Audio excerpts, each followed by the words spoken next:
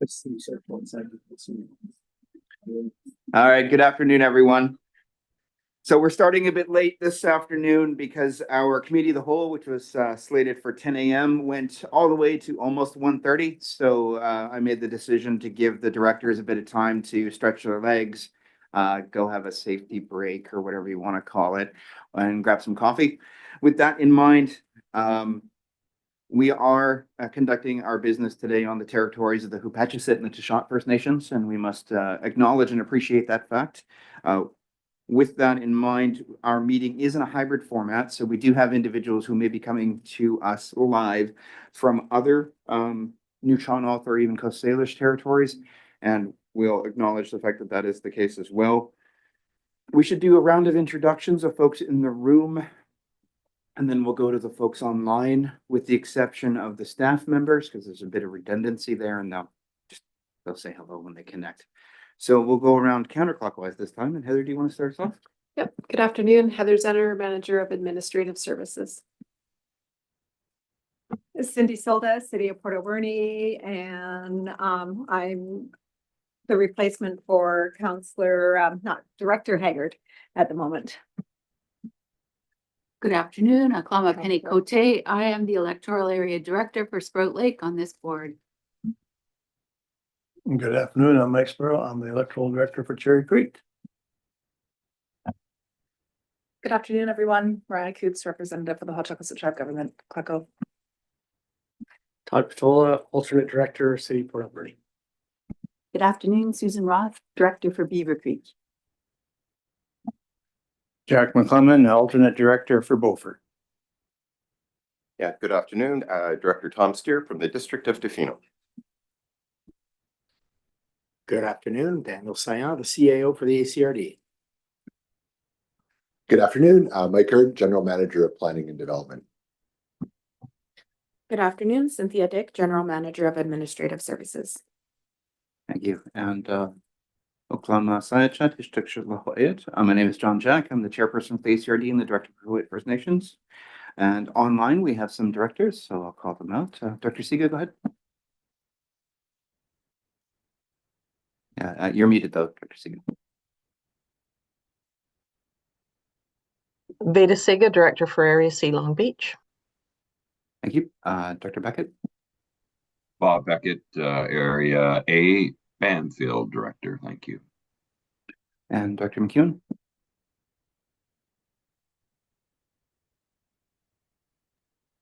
Good afternoon, Marilyn McEwen, Mayor of Euclid. And Dr. Johnson. Afternoon, Kirsten Johnson, Director for the Toquat Nation. Thank you. And we may have Dr. Mastrangelo reconnect at some point. She was at the committee of the whole, but when she does connect, you'll see her online. Okay, with that, we do have the approval of the agenda. Do we have any other items to add to the agenda or any late items? Nothing from me. Thank you. Thank you very much. Could we have a motion to adopt the agenda as presented? Thank you, Director Roth, seconded by Director Coots. All those in favor? Motion carried. Okay, that brings us to declarations. Does anyone have any declarations of conflict of interest or gifts exceeding $250 of value? Going once, going twice. Usually at this point, I would state that if anybody has any time constraints, like they're going to leave a bit early or any items. Oh, Dr. Roth, go ahead. Yeah, I need to leave at 3:30. Okay. Are there any items you want to move up on the agenda? No. Okay, thank you. With that, we have the adoption of minutes under item 4, first of which is 4A, the Board of Directors meeting minutes for December 11th, 2024. Thank you, Director Solda. Move to adopt, seconded by Director Cote. Any further comments? Seeing none, all those in favor? Motion carried. Item B is the Accessibility Committee meeting dated December 10th, 2024. Thank you, Director Solda. Moved, seconded by Director Steer. Any further comments? Seeing none, all those in favor? Motion carried. And finally, the Accessibility Committee meeting dated December 17th, 2024. Thank you. Moved by Director Steer, seconded by Director Sparrow. Any further comments? Seeing none, all those in favor? Motion carried. Okay, so that brings us to item 5, petitions, delegations, and presentations. Normally, our delegations and presentations have a 10-minute maximum from when you start. I usually add 1 or 2 minutes based on where you're at. If I hold up 2 fingers or 1 finger, that's how many minutes you have left. And when you're done, I'll just hit pause and then ask the board if they'd like to continue. I may add a minute if it looks like you're on your last slide, but we'll just use our discretion at that point. We only have one delegation today, and I'd like to welcome Ms. Joanne Sales, the Executive Director of Broom Busters Invasive Plant Society, and she's going to update us on how things have been going. So thank you and welcome, and don't forget to use the red button.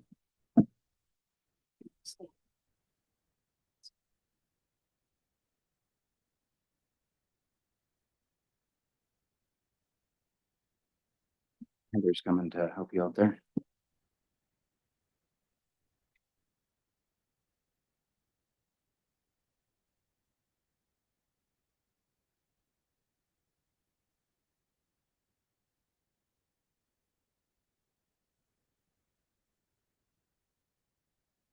That's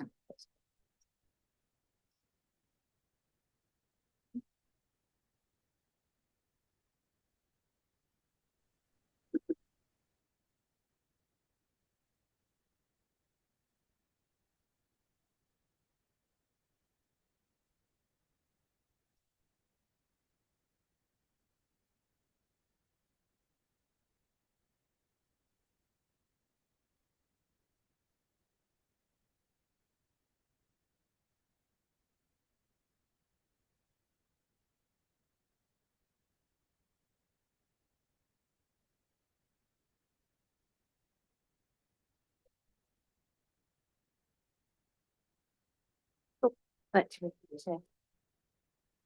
yes, maybe there we go. Okay, thank you. Good afternoon, Chairperson Jack and directors. I'm Joanne Sales, Director of Broom Busters Invasive Plant Society. We had an unusual event this year, or this week. We had 2 newcomers presentations and got 60 new volunteers. Now that is not usual. And I think it's because of the fires in LA. Everybody's very, very tense about the fires. And I'm going to actually focus quite a bit on Scotch broom and fire dangers presented by the broom in the beginning of the presentation.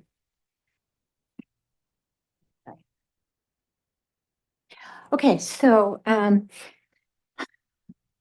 the picture you see there, bufflegrass burning, that's a different invasive species. We don't have that one.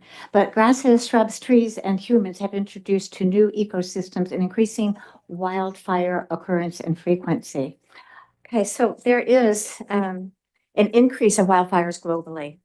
The primary culprit is climate change, with the rising temperatures and shifting extreme water patterns.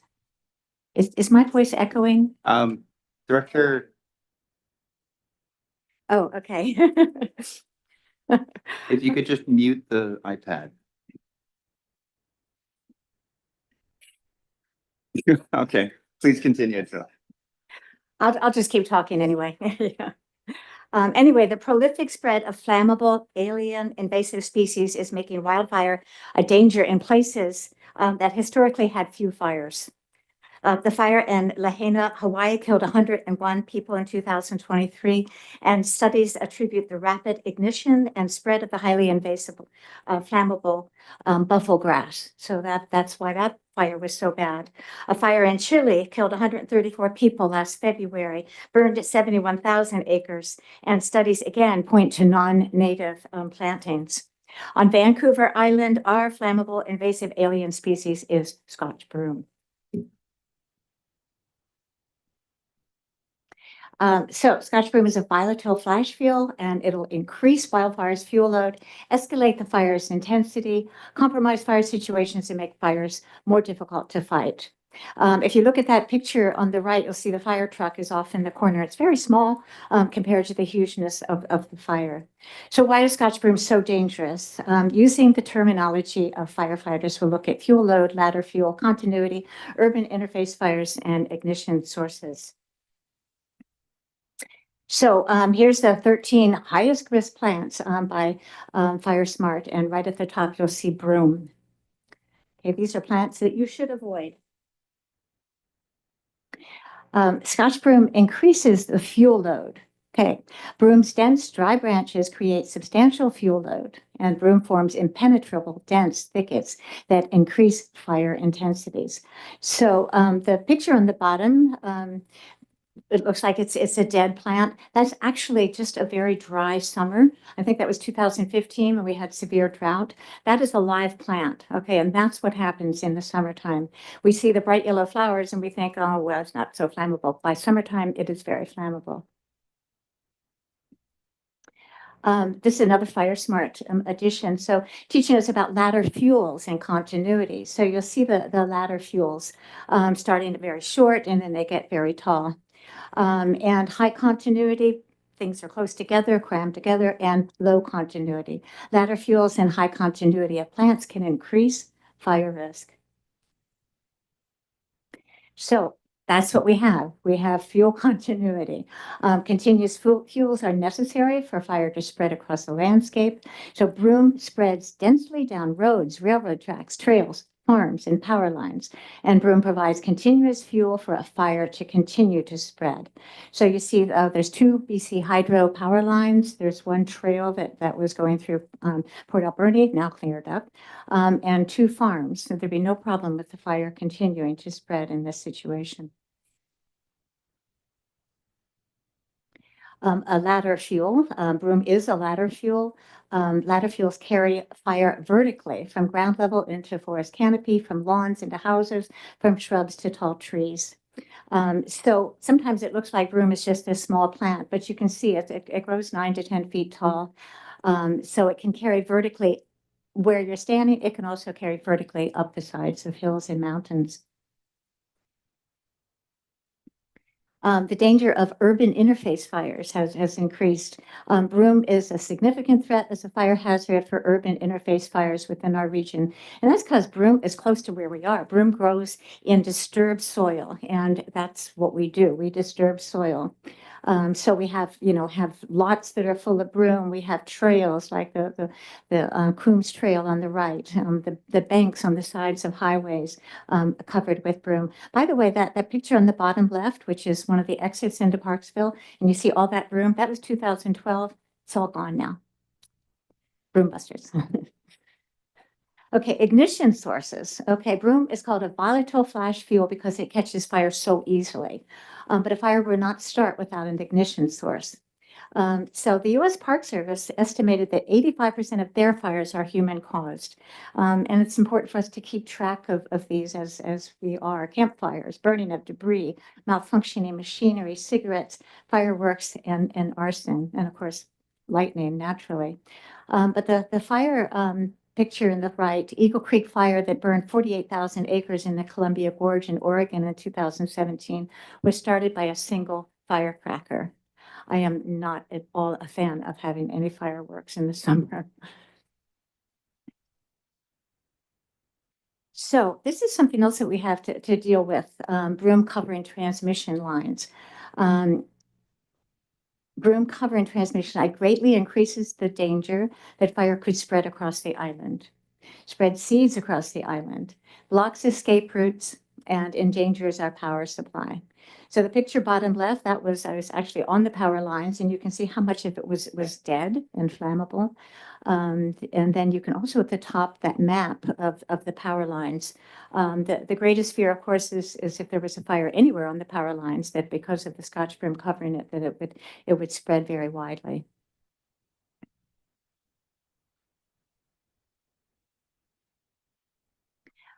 So these are more pictures of broom on the power lines, and just wondering, is this a good idea? What can we do about it? I know that broom busters can do very little to nothing, but municipalities, regional districts, that's where the influence is going to have to come from, because BC Hydro has told me, it says like, well, we don't do anything because we're getting no pressure from governing entities. So that puts it into your hands. But let's talk about good things. Okay, so in the Alberni Valley. Okay, so on May 4th last year at the Echo Center, Port Alberni celebrated 10 years of broom busting. Okay, so we have some famous people here. And the city helped with some advertising, and we got all the broom cut in that 2 or 3 hours around the Echo Center.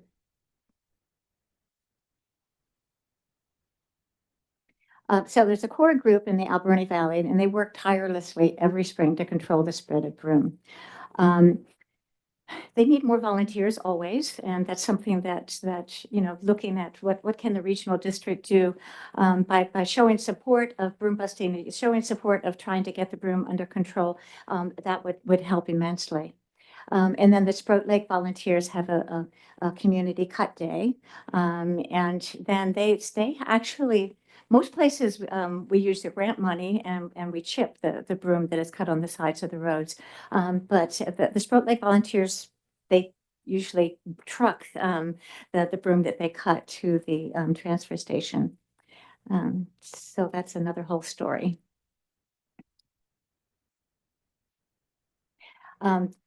So this was a lot of fun. Okay, so Redfish with Broom Busters held a broom cut in Tofino as their 2024 restoration project for the West Coast Triple Plank last April. And as I was driving out there, I thought, this is ridiculous. It's pouring rain. Nobody is going to show up.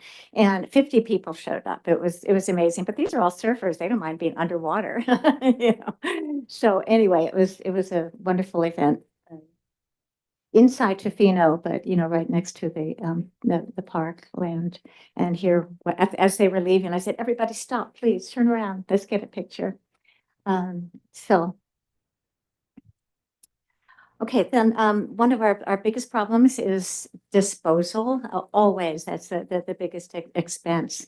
But we want to thank the ACRD Waste Management. They set a good example by accepting cut broom without seeds at the landfills and transfer stations. If you look at the bottom of that page, the problem we have is some regional districts now require that cut broom be put into plastic bags for disposal, which is nearly impossible. The result is many volunteers stopped cutting broom because they said, no, I'm not going to waste that kind of plastic. I'm, or my life energy putting Scotch broom into plastic bags. So the problem is that it's a misunderstanding about invasive species. Some of them some really do grow from a small piece of root or a branch, that a new plant will start. Japanese knotweed is one example. Scotch broom is not like that. That's why we can cut it at ground level, and the roots will just die, right? They won't come back to life. The branches that we cut, we can chip them in place because they don't regenerate. So to bag these doesn't make any sense. The seeds are the problem. Bagging the seeds or not having the seeds come loosely into the transfer station is a very good idea. So local leaders in the Alberni Valley are asking for free disposal of broom at transfer stations in April to early June to support volunteers and encourage people to cut broom on private properties. Because if it's too hard to do it, people just won't do it. So we should just, brainstorm on how can we encourage people to cut the broom. And I know way back, like in 2007 or 8 or something like that, Port Alberni was one of the first places that did broom busting.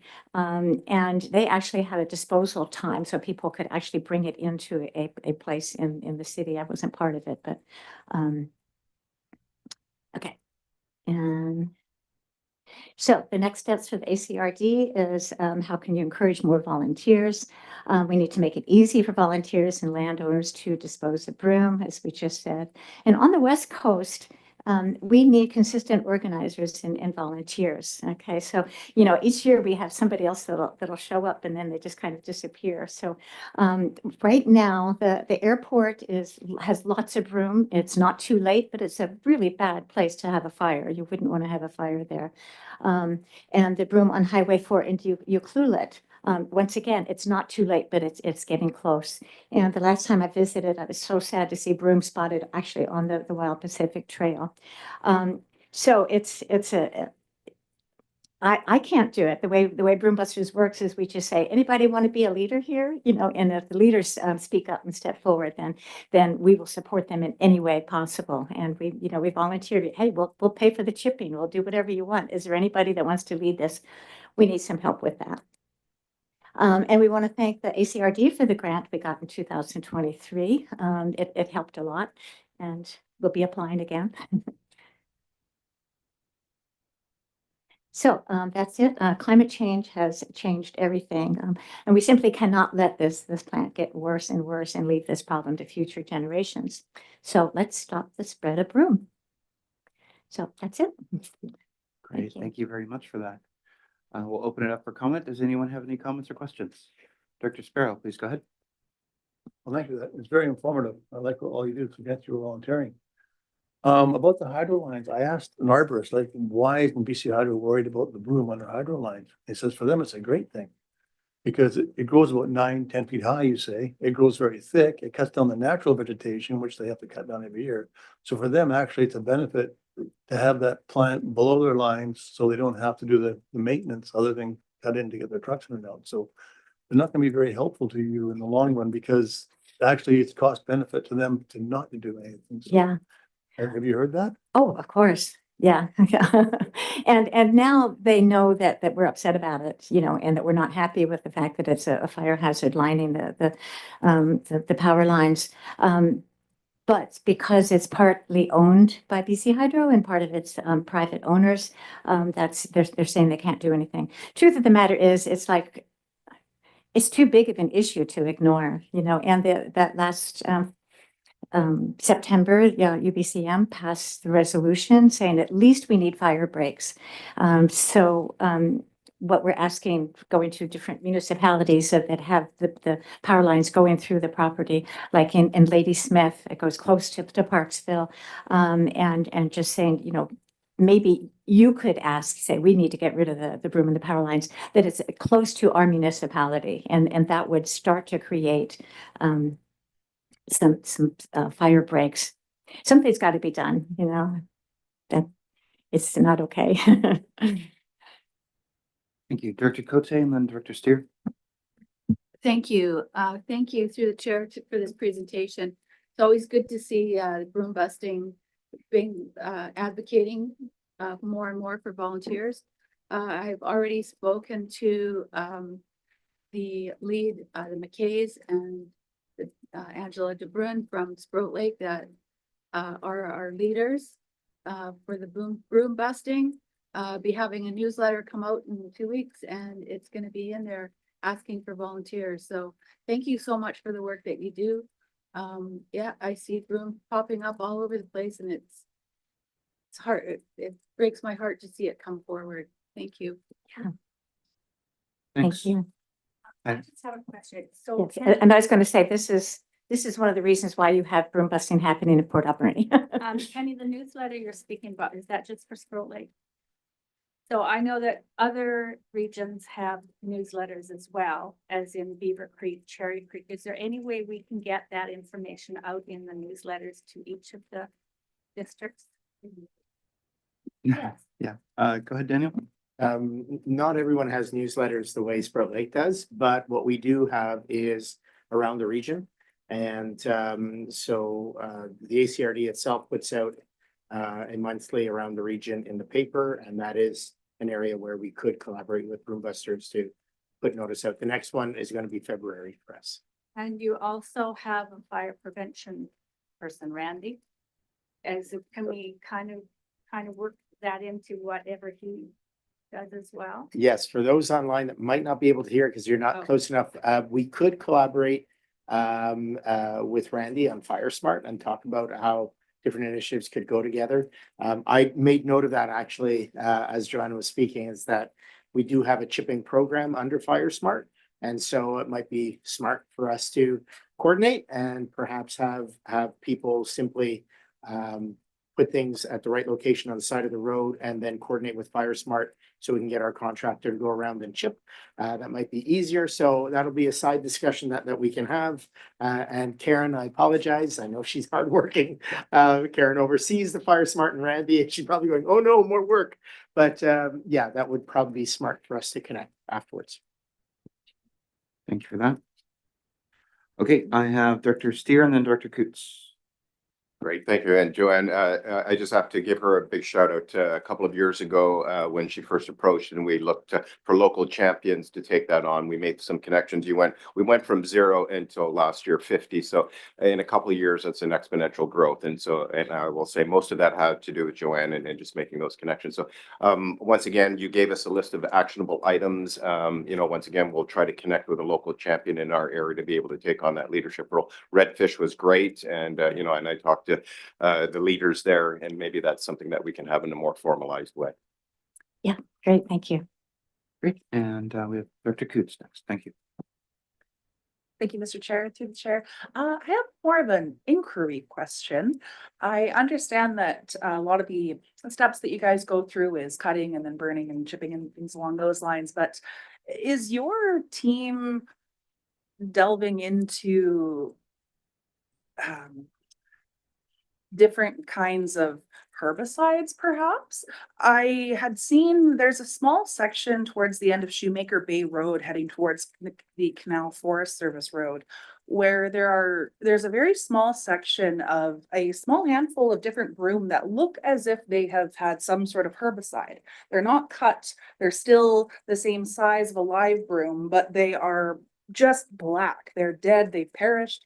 I've not been able to find a whole lot of information on it. It's quite quick. It's only been this last season, so we've yet to see if they will stay perished or not. But I'm just curious if you have any knowledge about any types along those lines. Well, we never use herbicides, and part of that is because it certainly is not the most effective way to get rid of the broom. I do know that the Ministry of Forest was dealing with Portuguese broom, which Scotch broom is so prevalent that it doesn't fit into the early detection rapid response thing. So it's ignored, which is crazy. But Portuguese broom apparently is new. So I know that the Ministry of Forest was spraying a lot. But that was mostly, I think, on the other side of the hump, where you see a lot of big, still standing, big dead branches, big bushes. I don't know what happened there, but I know sometimes individual warriors will go out and try to do things. What I have seen most frequently is if it's sprayed with an herbicide, just come back a few months later and there'll be new growth at the bottom. But it's a hardy plant, but it's got its weakness. It won't regenerate except from seeds. So Thank you. I don't see any more comments. So on behalf of the board, I'd like to thank you for your work and the work of the entire society. It's been great to see the progress that has made. I drive through that intersection in Parksville quite a bit, and it's noticeable the improvements that have been made. the one is, and the other's terrible. We're going to try to get the other one this year. Thank you very much. Thank you. Okay, so that brings us to the end of item 5. Item 6 is correspondence for action, and it has to do with the invitation to the next planning committee for the FIFA 2026 World Cup events. So, yeah, Susan, go ahead. Was anyone going to speak to it, or can I just go ahead? You can just go ahead. Oh, okay. I'd like to move that the Alberni Clayoquot Regional District Board of Directors appoint Harley Wiley, who is my alternate, to the planning committee for the Port Alberni friendly soccer matches during the FIFA 2026 World Cup. And I also just wanted to note that Ken Watts, the chief of Tishat, is already in meetings with the organizers of the soccer tournament. So Harley would have Tishat's support and direction. Thank you. Cool. Would anyone like to second that? Thank you, Dr. Steer. Any further comments? All those in favor? The motion carried. Hopefully Harley wants to do it. He does want to do it. Yeah. Okay. Thank you. That'd be awesome. So guess what, Harley? So next up is correspondence for information. Would anyone like to pull anything out? Directors first, then I'll ask staff. Dr. Cote, please go ahead. Thank you. Item A, Association of Vancouver Island Coastal Communities. So there's call for nominations for the executive. And I would encourage people from our area to put their name forward and run. I presently am past president, unless the existing president runs again and is elected, I will be out. So I'd really like to have somebody from our area involved. So Someone, please, thank you. Thank you. And also, there's the legislative reform. Part of AVICC, was, direction was to start doing some advocacy work, and this would be, the second advocacy, lunch and learn or initiative. And it's on legislative reform, which we're all heavily involved with, and that's on February the 28th. And, calling for resolutions, and, I'm gonna pass this over to Daniel. Hopefully he can help out. Yesterday, we had the meeting on the island corridor, and there was talk about possibly having a resolution go to AVICC in support of for emergency access. So, yes, so I'm sure I need to talk to Cynthia about that, but I did talk to Daniel a little bit about whether this should be a regional application or a provincial. So if you want to add anything to that, thank you. Go ahead. Thanks. Yeah, so where the committee came out with was really looking at what is more of an island issue where we have the corridor that could handle in certain areas rail, and some areas it still has active rail, but there are greater firefighting abilities from rail corridors than some of the alternatives when we have nothing else.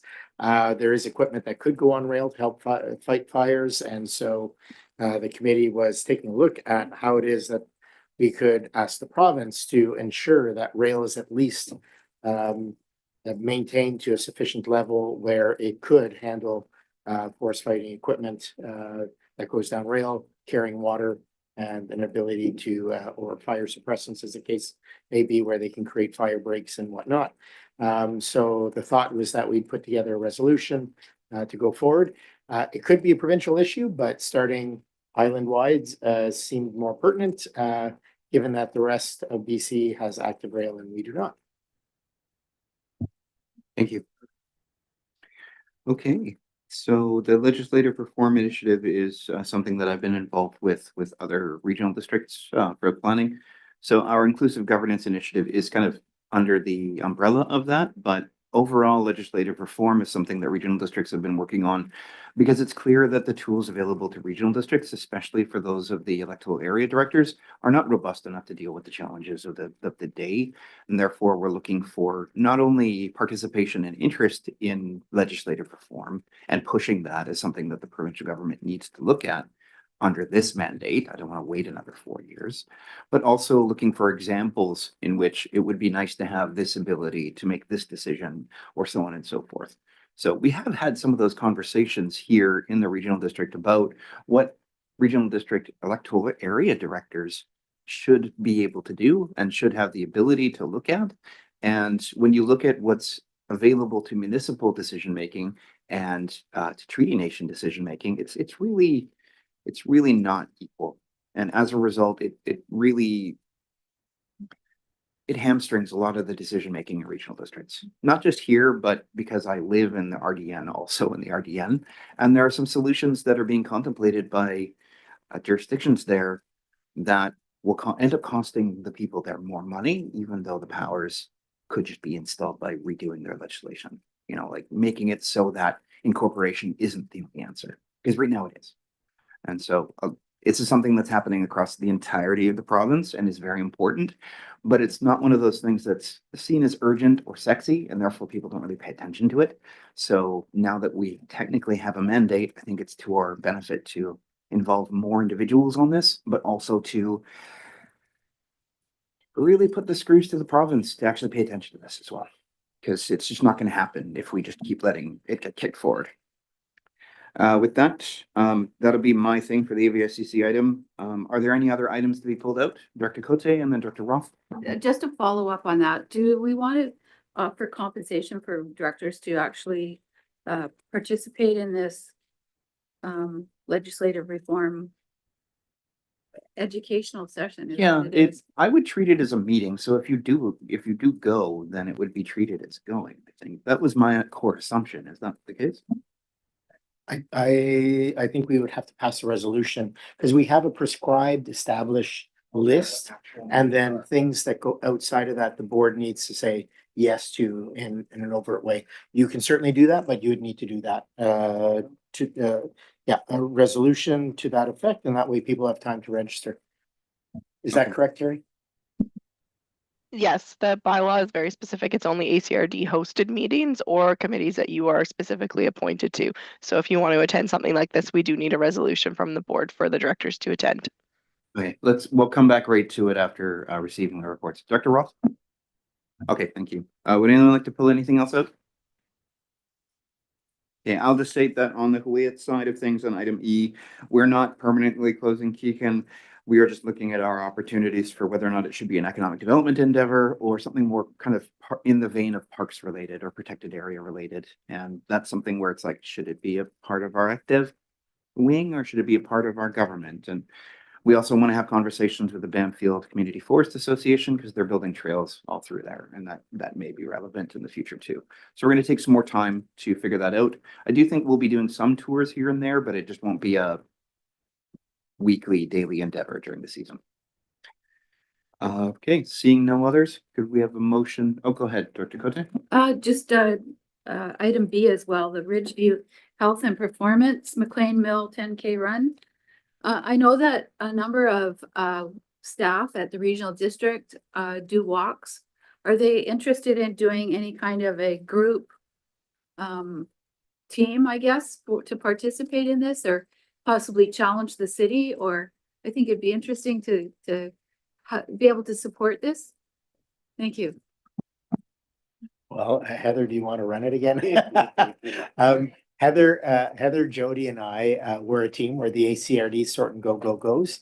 And so we did in the past. We have not discussed it for this year. I got my first no. But I do know that Jody, who's our acting solid waste manager, is an avid runner and I think could be easily convinced if she's available. So I'll get back to you on that. Thank you for that. Could we have a motion to receive the reports, please? Thank you, Director Coots, seconded by Director Steer. All those in favor? The motion carried. And then Director Cote, please go ahead. Thank you. I'd like to make a motion that any directors that would like to participate, register for the Legislative Reform Initiative, receive compensation for their time. Thank you. Anyone like to second that? Thank you, Director Solda. Any further comments? Dr. McClellan, please go ahead. Just a question, is that every director can apply or is there a limit to how many we would want to send? It sounds like a couple would be the limit, but I don't know that. So it's an online thing, I think. So technically everyone could go. I think if Director Boyko went, I wouldn't assume that you would need to, but I don't know how that might work. But if you can't go and you can, that would be a thing too. I wasn't asking to go. Okay. Okay. All right. With that being said, I mean, having this information session is important just so that people are aware of it. If you go, I would really like for you to actually speak to other electoral area directors in your network when you go to an ABICC or UBCM. This is something we just need to kind of create people talking about it and bringing it up with the new minister when it comes up, because it's not Ann anymore. I can't remember who it is. Is it Rowdy? No. Go ahead, Director. So I know that this initiative is going from just not AVICC, that I believe that this offering online is open to any area within BC to participate. So thank you. That is the intention, yes.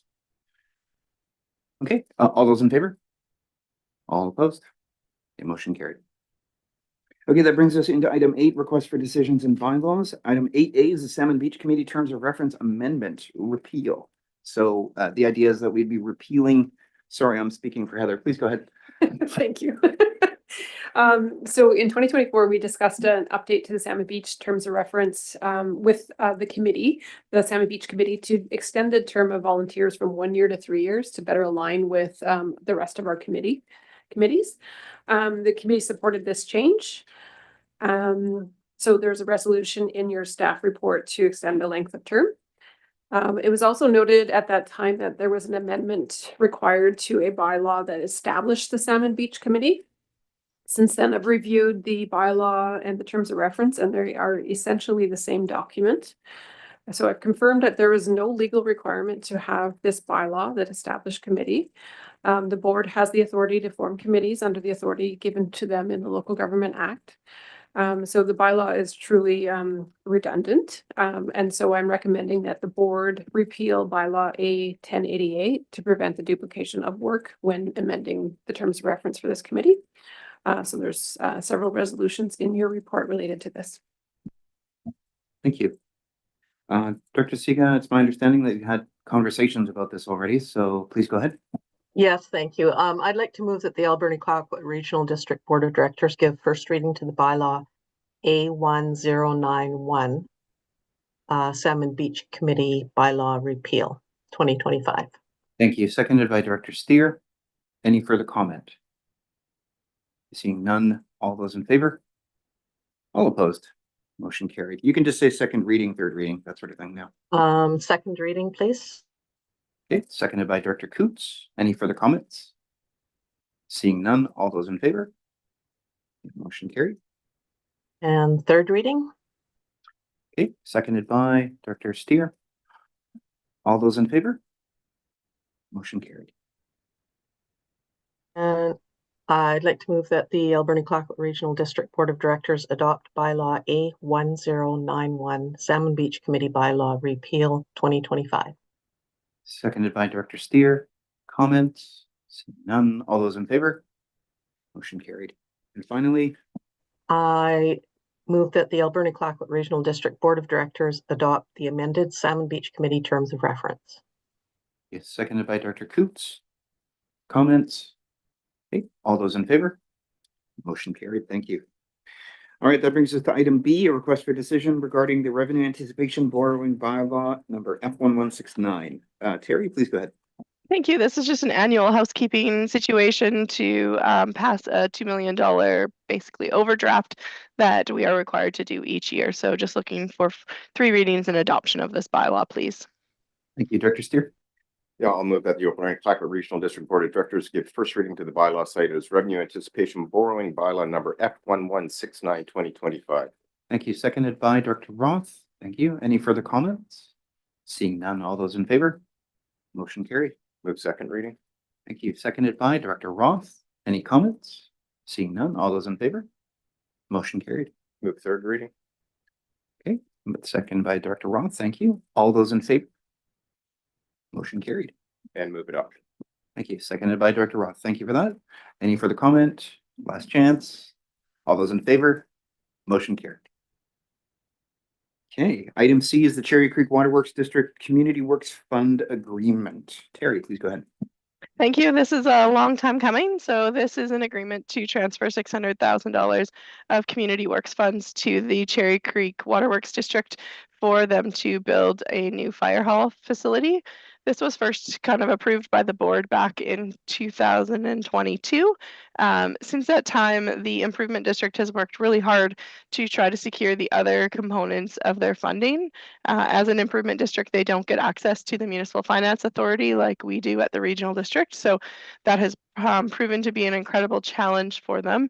They have now finally secured borrowing, which will eventually go through the province. At this point would be through a bank for a portion of it. They'll be using reserve fund, and then this $600,000 of community works funding. They've also requested an additional $200,000 of community works funding, but I'm going to leave that discussion for the rest of the budget discussions as we have to discuss the allocation of the new funding over this next 5 years. So we're just going to focus on the $600,000 today. They do have a building permit in, they are starting to move and go on these things and are ready to roll. And the UBCM just requires a formal agreement in order for us to transfer the funding. I'm not upstairs, but I do believe that Fire Chief Lucas Banton is in the room if you have any questions about the project itself. Otherwise, I'm happy to answer any questions. Thank you. Director Sparrow, please go ahead. Okay, okay, let me write this down. I have Director Cote, then Director Roth, and then anybody else? Director Cote, please go ahead. Thank you. The $600,000 for a new fire hall doesn't seem like very much. And another up to $800,000. Securing the rest of the funding, is that already in place? I'm just wondering, is there a time limit on using this money? And I think it's 10 years. So when would this project begin? And I wasn't aware that they could actually borrow money from the bank. But Yeah, so they've got some short-term borrowing from the bank, and then their actual borrowing will come from the province. So they're going to use, they went to referendum with their community for $1.5 million of borrowing. They'll have the 600,000 from us, and then they have 400,000 in their reserve fund. So a total project build of 2.5 million.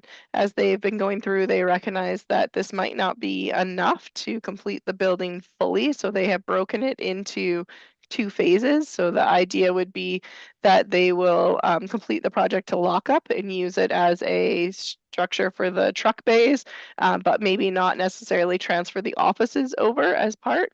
So I have structured this agreement to only refer to phase 1 of the project, which is that structure and lockup that does meet the requirements of the Community Works funds. I don't want it to talk about the entirety of the project because if they take multiple years to finish it, I will have to continue to report on that project until it's considered done. So I did work with the Improvement District staff and we opted to break it into a 2-phased approach as they're trying to see where their costs come in. I know that they're hopeful that they're going to get some local deals on some of their pricing and have had some success to date. So really working hard to stretch the dollar, including project managing this on their own. But yes, it's a $2.5 million lockup build. Thank you. All good. Okay, Director Roth, please go ahead. Okay, I see in the backup report that the ACRD has previously provided just over $1 million Community Works Fund allocations to the Cherry Creek Water District for water system upgrades. So I'm wondering if it's possible to utilize this fund to add advanced water treatment to their system. Like I thought that improvement districts were excluded from accessing grant funding, so I don't know how this happened. And, you know, maybe we could be helpful in helping them with their drinking water too.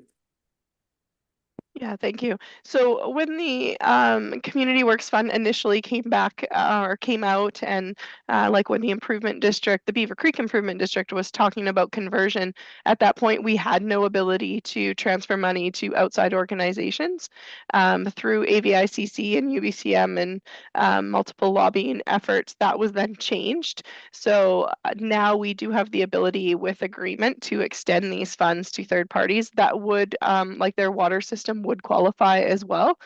They have not made a formal request for water at this time, but definitely is an option for them.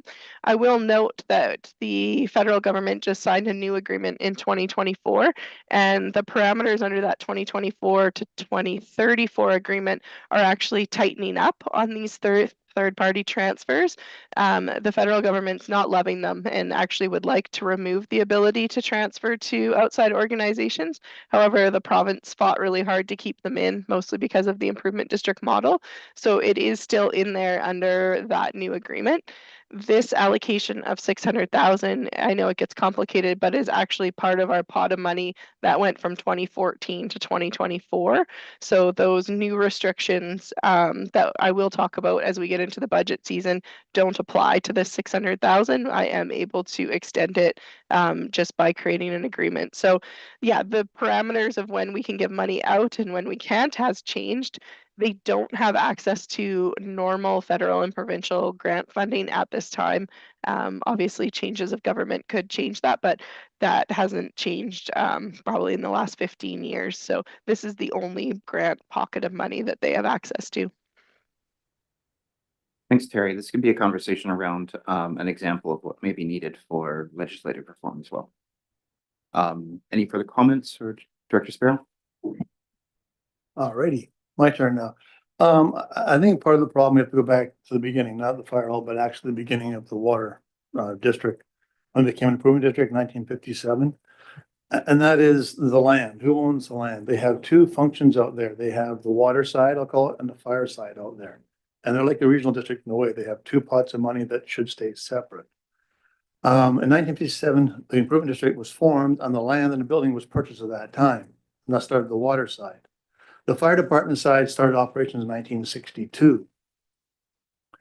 So for many years, the consensus was that the water board owned the building and the fire department did the maintenance. And that was what it was when I was out there. You were responsible for the maintenance of the building because that was rent free in lieu of rent payments. In recent years, I believe the water board is now paying rent to the fire department. I don't know. The land with the fire hall is to be built on right now, I believe, was purchased by money from the water side. The water board paid money to the community hall over a period of 10 years to buy the lot it's on now. And if that's true, then the water board owns the land, not the fire side. Why is that important? Because there's two different service areas, and in recent years, separation of money should stay separate, and they're becoming a little more convoluted. Whether the improvement district becomes a service area or stays independent doesn't matter. The costs need to be separated. Right now, there's one lot, and that incorporates the fire hall where it is right now and the vacant back area. And the land evaluation right now for that lot is 460,000. So if the fire hall wants to build on that lot, we got to figure out who the ownership group is. It is actually bought by the water side money. Then shouldn't the fire hall reimburse the water side money to acquire the lot to be built on? Because right now both sides are struggling for money, and I think that the water side also needs that because they're short 400,000. The second thing is it is underfunded. If you read that, the shortfall in funding.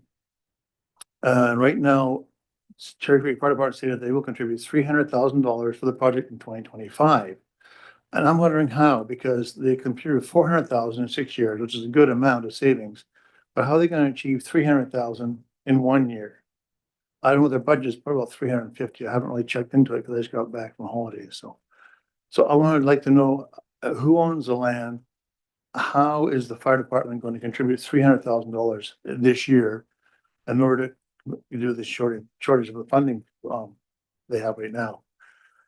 They're also, since 2008, the government's been trying to get the water side to build its 4321 filtration system. And that's around over $9 million. So can the area afford two large projects at the same time? Is my second, because it is going to affect their taxes and phenomenal. And what is the burden to the taxpayers to both of them? My thoughts are the land issues should be separated first, and the residents should see a more accurate cost of what these buildings are going to be for both. And then also see how much the shoulder can shoulder the tax burden in the Cherry Creek area. Only 800 houses are going to go into this tax burden area. And there isn't really any grants available right now because they're improvement district. So I'm thinking all this, and the shortfalls, I'm not quite sure all the answers. What I'd like to do is I'd like to make the motion to defer this decision until all the above questions can be answered. So we know, can the taxpayers take this burden? Can the land, whose is it? Is it the water side? Is it the fire side? How are we going to build this? How are we going to do this? And I'm not comfortable right now, and some people aren't putting this funding together at this time. So I'd like to make the motion, we can defer the decision until all the above questions I've asked have been answered. I could do that. Seconded by Director Roth. Okay, go ahead, Dr. Roth. Is it possible with the conversion, the proposed conversion or even the study, for one service to move over to the ACRD but not the other? Like say the fire department decided they wanted to convert, but the water side didn't want to convert. Is that possible? Terry, go ahead. Just a couple things. I will have to do some research, and maybe Fire Chief Banton might have an answer, but my understanding of an improvement district is that they operate like a municipality. Regional districts are very unique and are siloed boxes that are clearly defined and thou shall not march outside of the box. I do believe that the improvement district lists both services of fire and water, and that although they account for them relatively separately, they are one and the same. There is actually I don't believe there is any such thing as the legal entity, the Cherry Creek Fire Department. It operates as the Cherry Creek Fire Department, but the legal entity, under my understanding, is the Cherry Creek Waterworks District that has a fire service and a water service. But we can definitely look into that more if Fire Chief Banton doesn't have that answer. In terms of converting one service versus both, that would definitely have to be a question for the province. I wouldn't know even where to kind of start with that one. I feel my gut would tell me that they would encourage them to do both. However, they won't force them to do anything. So maybe if the community came and said, you know what, we really want to convert our water, then maybe they would. So when I talk about them eventually borrowing for this fire hall after their short-term borrowing through the bank and a long-term wise they can borrow through the province, that is not an option for them for their water treatment plant. So their water treatment plant, I believe, is going to be more expensive than this fire hall. And they are not going to have an option to do that through the province. That's only fire department specific. So they're going to run into some challenges, and their board of directors recognizes that and talked extensively about that at their committee or at their community meeting, is that they're really going to struggle to get borrowing for that next component. So yes, maybe it could. I will caution that, not that we're bringing this late, but we needed all the ducks lined up before we could bring this agreement, because we needed securing of the other components of the financing, which, like I said, it did go to referendum in the community. So the community did support the building of the fire hall to the degree that the ministry is happy. The requirements and how to conduct a referendum in an improvement district are significantly less than the hoops that we must jump through in a regional district model. However, it did meet the qualifications to be borrowed. And so I believe that they've already cleared this space and are basically ready to run with this thing. So I would like to hear from the fire chief about what a delay would do to the building if possible, because I do recognize that as well. Yeah, so I don't believe the land issue is an issue, because I do believe it's kind of one entity, but we can do further investigation or get them to get a legal opinion on that. And then I think I answered the other question about conversion too. So I'll leave it there. Thanks, Chief Benton. Do you want to have any comments? Just use the podium thing. Good afternoon, directors. Local government's hasn't gotten any easier since I left this board a number of years ago. So tough issues, not that much money, lots of needs. So I appreciate you looking at this and the previous board approving the 600,000. To the land issue, Terry's right about all those components of it. And Sparrow was right that the water board actually was paying, I shouldn't say the water board, this is the mistake we make. We say that's the legal entity. They have two services within, just like the regional district has multiple services, probably over 16. So the water service was paying for the additional property purchased. Through being on this board, I learned to silo different things and how the regional district operated. So as I became, integrated into the water service and the fire department helping on both sides, we started to pull everything apart that was inconsistent. And including looking back at who paid for the building, and it looked like just before 1962, before the fire department had their first meeting, there was money raised, but it was actually paid for by the taxes of the people that were paying into the fire department. So it looks like the fire department building actually was fire department money. It's a little bit foggy back then. What we did to change the mortgage is that my budget started paying for it.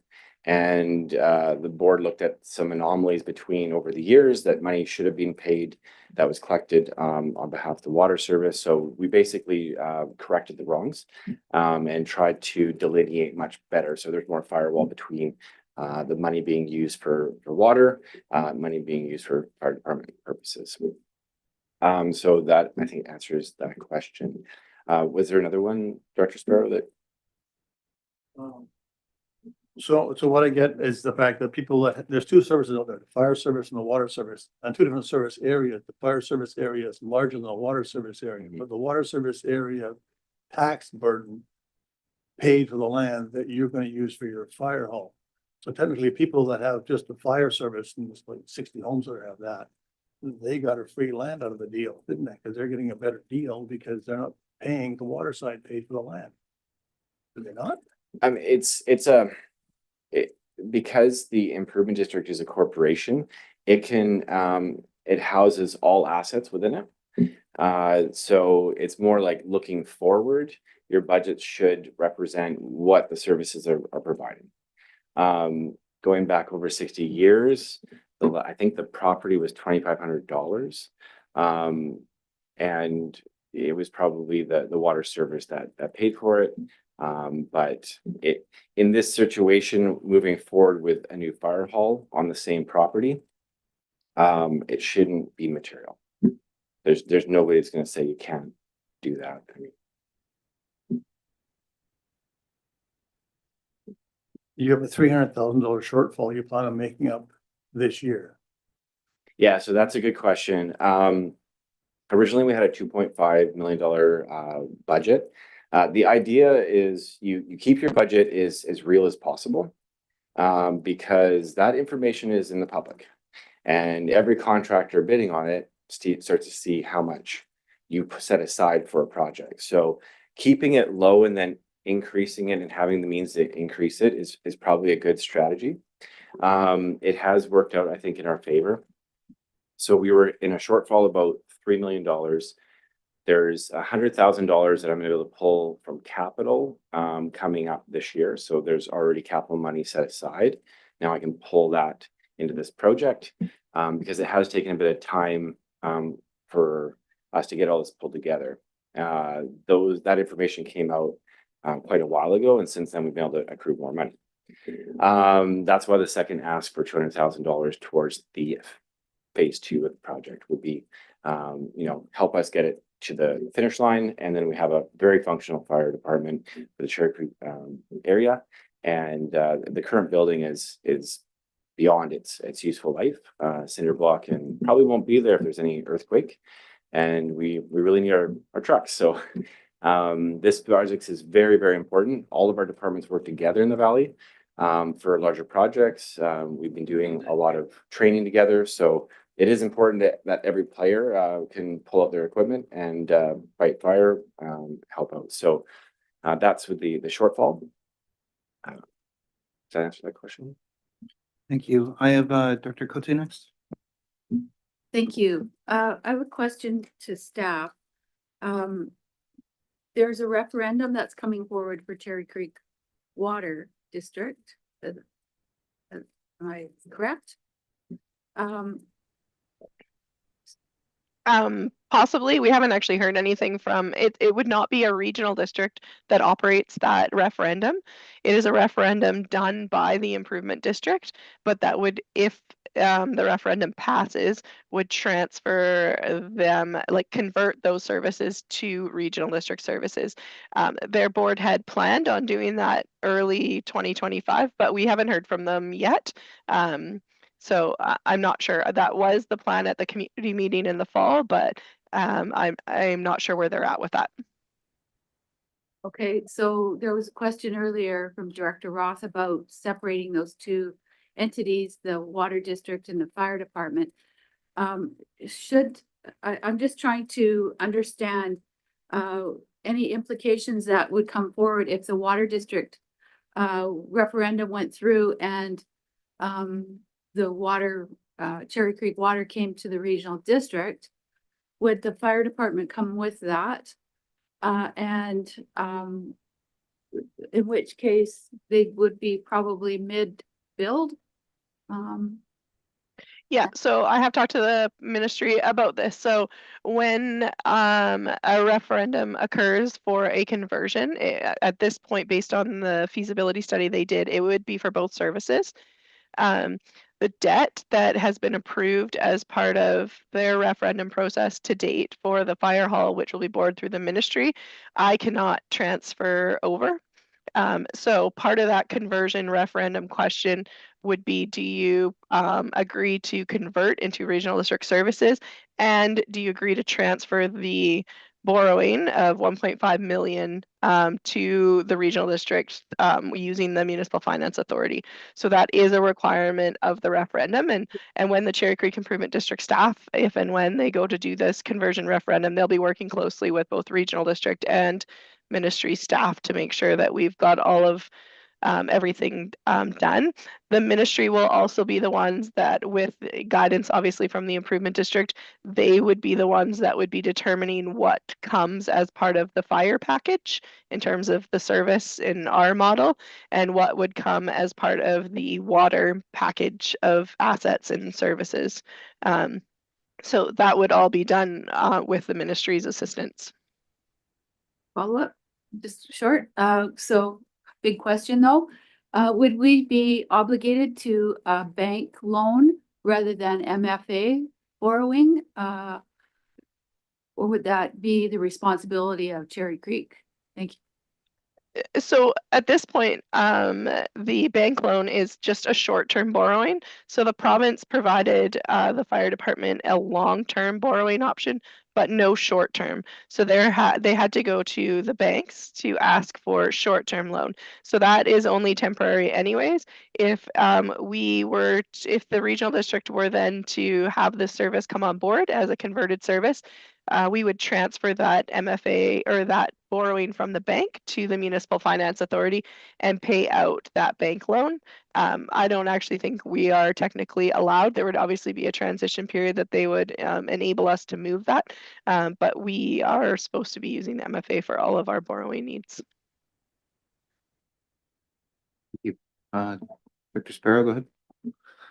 The one problem I have is the 4321 is going on since 2008, which is going to be 17 years now, has sort of fallen off the wayside here.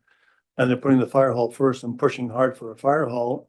And they're still got $9 million they got to go towards the treatment center, let alone they can't even, they're in maintenance mode now. They can't even put pipe in the ground right now. They don't have the funding. You can tell that some of the assets have been moved over to the fire side, I'll call it, for the land. So I don't know what the tax burden is going to be on Cherry Creek residents in 2 years from now if we put $9 million in a treatment center and a $2.5 million fire hall on 800 houses. It's going to be very high. So we can give them the 600 grand, but I think it's going to hurt the taxpayers in the long run, 2 and 3 years from now. Thank you. Terry, go ahead. I will just say that I have a lot more comfort about what the community knows and doesn't know, because there was extensive outreach done as part of that conversion study. And the conversion study that was done in 2024 did talk about the water treatment plant as well as the fire. And there has been fairly good turnout. What do you define as fairly good turnout? But there was some significant community engagement for those that were willing to be engaged. And I felt like the report is very detailed about what those costs are, not just for the fire end, but we're clearly stating that this water treatment plant is coming as well. I feel like there's a great deal of awareness in the community of that.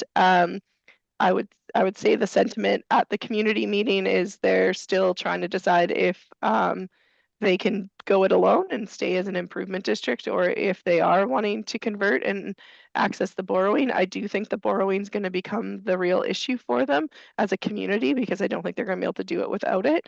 But I do feel like that report was very comprehensive and is still available. I believe there's a link both on the Cherry Creek website as well as our website to it that talks about it and up and coming, and it was in news, like their mail outs and everything. So I believe in my mind the public is as educated as we can get them, and that they did vote to have this borrowing, and it was kind of clear at that time. So I don't think the fire hall project going first is a surprise to the community, if I'll put it that way.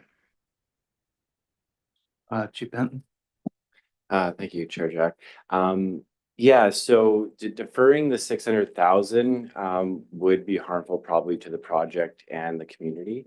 The 200,000 is not a requirement. It would be nice to be able to talk about that another time. The coordination effort to pull all this together is pretty significant. We didn't go with a general contractor, what does this mean to the city and the regional district? It means that we are learning things that we can share with you. So a general contractor would have probably put this price tag close to $4 million. So the way that we're doing it, we're breaking it down. We've put all the tenders out almost. And we didn't bring this to the regional board with a pipe dream. We actually have all the tenders and the bids mostly in. So we know that we're actually like well on track. We have the tenders have come in, including the steel, on budget or below. So that's the budget of 2.5. So it's looking very, very positive right now that we might be like striking sort of while the iron's hot. The construction market has slowed down a little bit. And we know for sure if we wait, it will be far more expensive. So the faster that we can accomplish these projects is actually in the best interest of Cherry Creek. So time is sort of at hand here. So we could start to lose these trades and their bids if we kind of delay anything. They already have been delayed as long as we can. And they have provided really good pricing because it's not benefiting a general contractor giving good pricing, it's actually benefiting the community. So I believe these trades are community minded. So this is a good news story. Thank you. Any further comments? Director Roth? I'm just wondering, or thinking that, Cherry Creek may not choose to convert. What happens if the fire hall ends up half built? Could that happen? So we did, as Terry mentioned, we broke it into 2 phases so that it was functional. We could put our engines in there and we didn't have to worry about an earthquake taking it all down and becoming, $4 million worth of rubble. So that was with the phase approach. We need a functional building that can house our equipment safely. I believe that with these tenders and bids that have come in, we can take this project all the way. So I think we're cautiously optimistic. There's a lot of things that can happen with building projects and the world at large. So everything, tariffs and all that sort of stuff can all cause, issues in the supply chain. But like I said, time is of the essence. So essentially, the faster that we can sign contracts and get materials either shipped or on site, the better off we are. It is. And so if we had have generaled this out, meaning that we just said, asked a company to come and build this for us, and this is sort of what we want, it would have been sitting just below $4 million. So we cut out that middle person. We have a construction manager that is very competent in building and is in the industry. So they're the go-to person. They're the kind of the glue of the project, and they deal with the trades. They deal with the owner. And so that the best part of their knowledge is being used without having to pay a very high premium. This seems familiar. I think it's Area H and the RDM did something similar. They did save money on that. Director Cote. Thank you. So without taking myself out of the micromanagement position, I'm relying on staff to be reliant on making sure that this is a qualified project to support. I absolutely support our fire departments. They work together, whether you're a part of the regional district or you're not, you're on your own.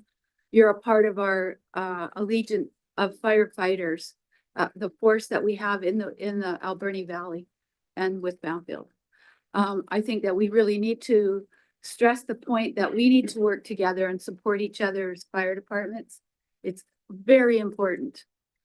Going forward, I know there's communities that are losing their fire departments. And that's a detriment to all our community members because they don't get insurance on their homes. If you can't get insurance on your homes, you can't sell your home and get somebody to buy it with, because there's no mortgages need to be able to have insurance on your home. So unless you have a lot of cash, it's just increasing costs of everything. Yeah, so I do support this. Just because, but I'm relying on staff to make sure that the due diligence is done to make sure that this project is viable and can move forward. Thank you. Terry, go ahead. So they are an outside legal entity, so I'm not going to say that we've dove into this project in great detail.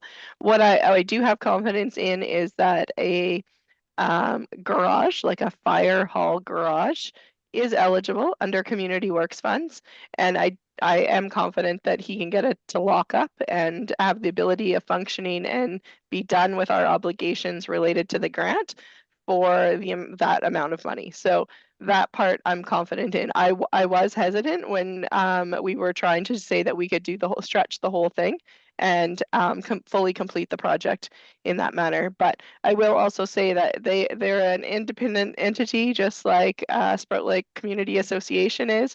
So we're not fully involved in the decision making of what comes first or how it comes. That's up to their board of directors and their staff. But in terms of eligibility for grant, this definitely qualifies, and I'm confident that they're able to achieve it, and we'd be able to be within our rules of the UBCM agreement. Okay, thank you. I think we've had a good discussion about this. So the motion that's stated right now is a delay for some amount of time or when the questions are answered. Is that correct? Go ahead, Daniel. Well, I think that was the one question that wasn't answered yet is, so on the table is a delay. We don't have a time on that, but what would the delay mean in terms of the construction operations?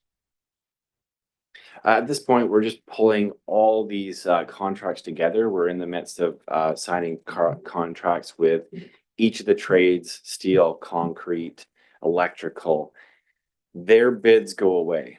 Essentially, they'll become stale dated, and that means that the cost will probably go up. We already have an agreement that if their suppliers phone them and say there's going to be increase, like to call us right away because we need to get ahead of any of those increases. So that, yeah, it puts the project totally in jeopardy. There's no other way of saying it. We brought this as a viable project. We didn't bring it, 2 years ago with like, hey, we might be able to do this. There's a ton of work that's gone into this, and I think it'll be a huge success for the valley and something that the regional district and municipalities will be able to look and go, hey, why don't we just project manage some of our own projects a little bit more closely, because there are community-minded companies who will bid less if somebody else isn't profiting from it. So if the community is benefiting from it, I think there's strong case there to work with those contractors that are willing to bid for your community. So this is a little bit of a project in our valley. So. Thanks, Dr. Roth. This is to Director Sparrow. Were all your questions answered? The list, yeah, go ahead. The one thing about the steel, I asked enough for the steel, but there wasn't a bid process. Are the numbers coming in where you think they should come in? Interesting enough with the steel, I can't completely elaborate too much on the steel side of things, but we had the bids come in December. We thought we were going to be able to award them within 1 week, There was a low bid, but quite low, and we had to validate that company.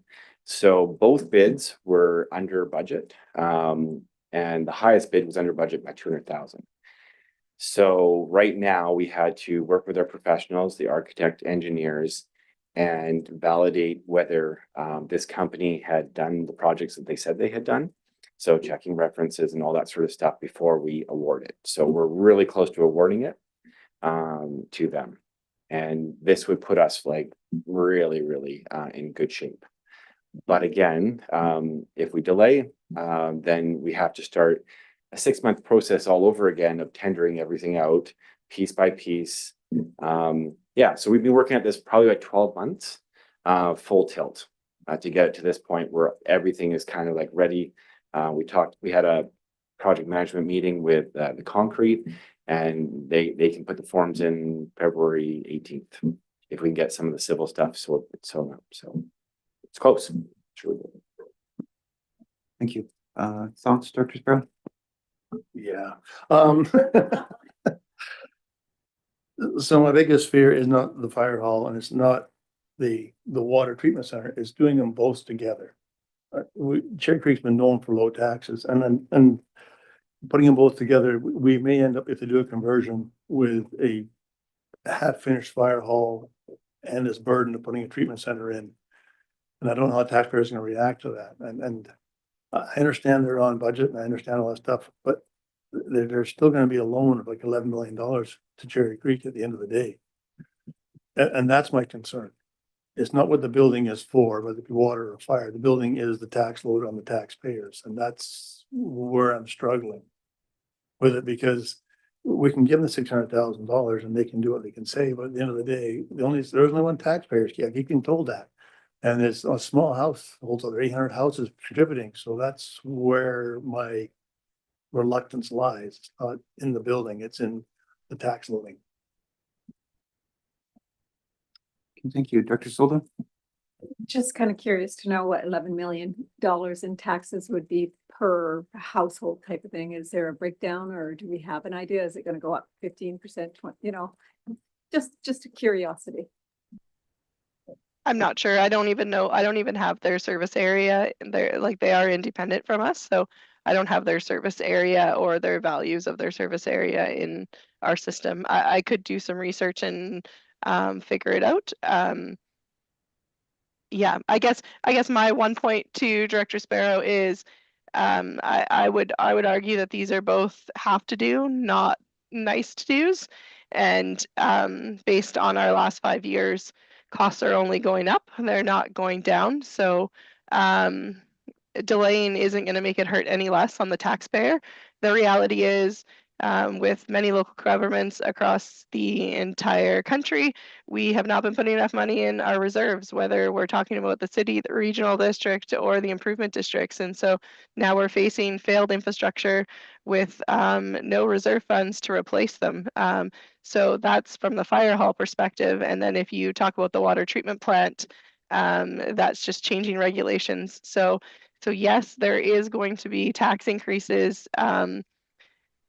I guess it would depend on whether you think that the fire hall is a discretionary project or not. Whereas like the water treatment plant is really just a matter of they need to get it done in order to meet the regulations. So it is going to increase taxes in Cherry Creek, but that is just the cost of delivering local government services now, unfortunately.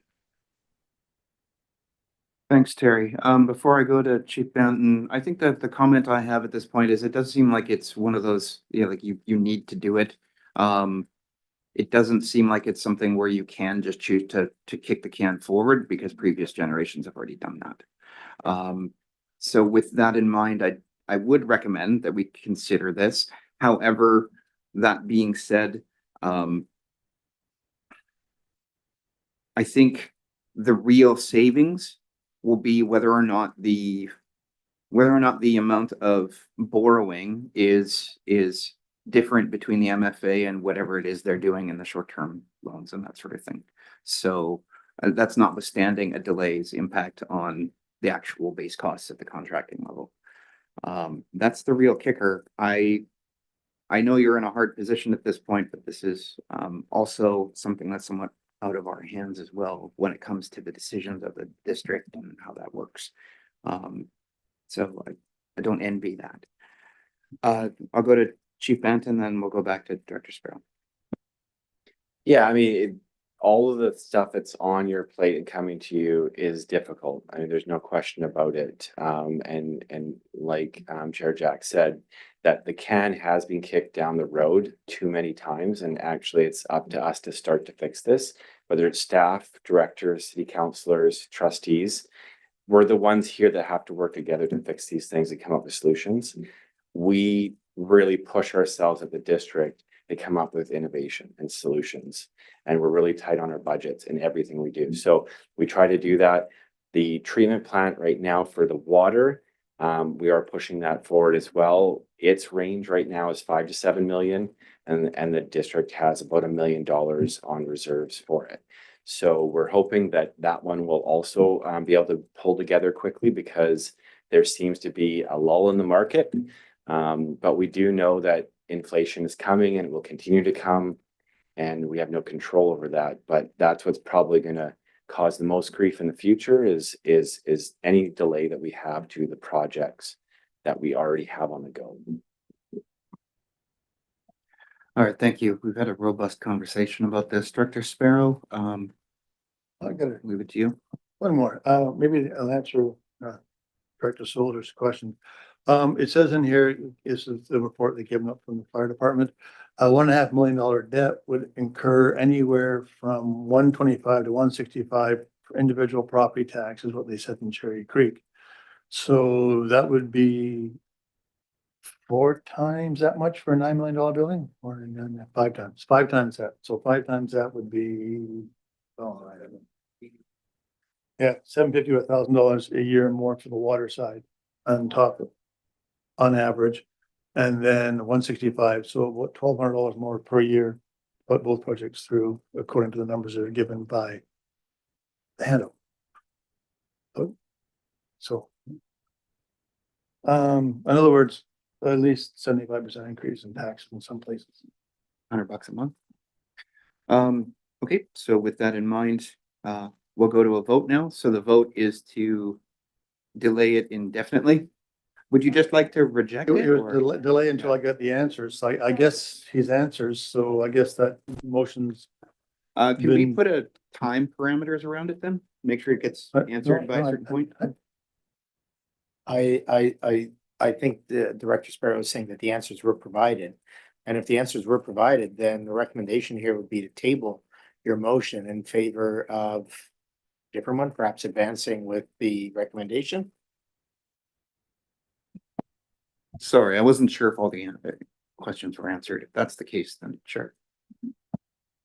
They were answered, but I still feel the tax burden is gonna be astronomical out there. But if that's what Cherry Creek residents want, I'm trying to keep our taxes low, but if this is what they want, then I have to follow what they want. So, yeah, they were answered. So I guess we're gonna have to go through and should the motion does.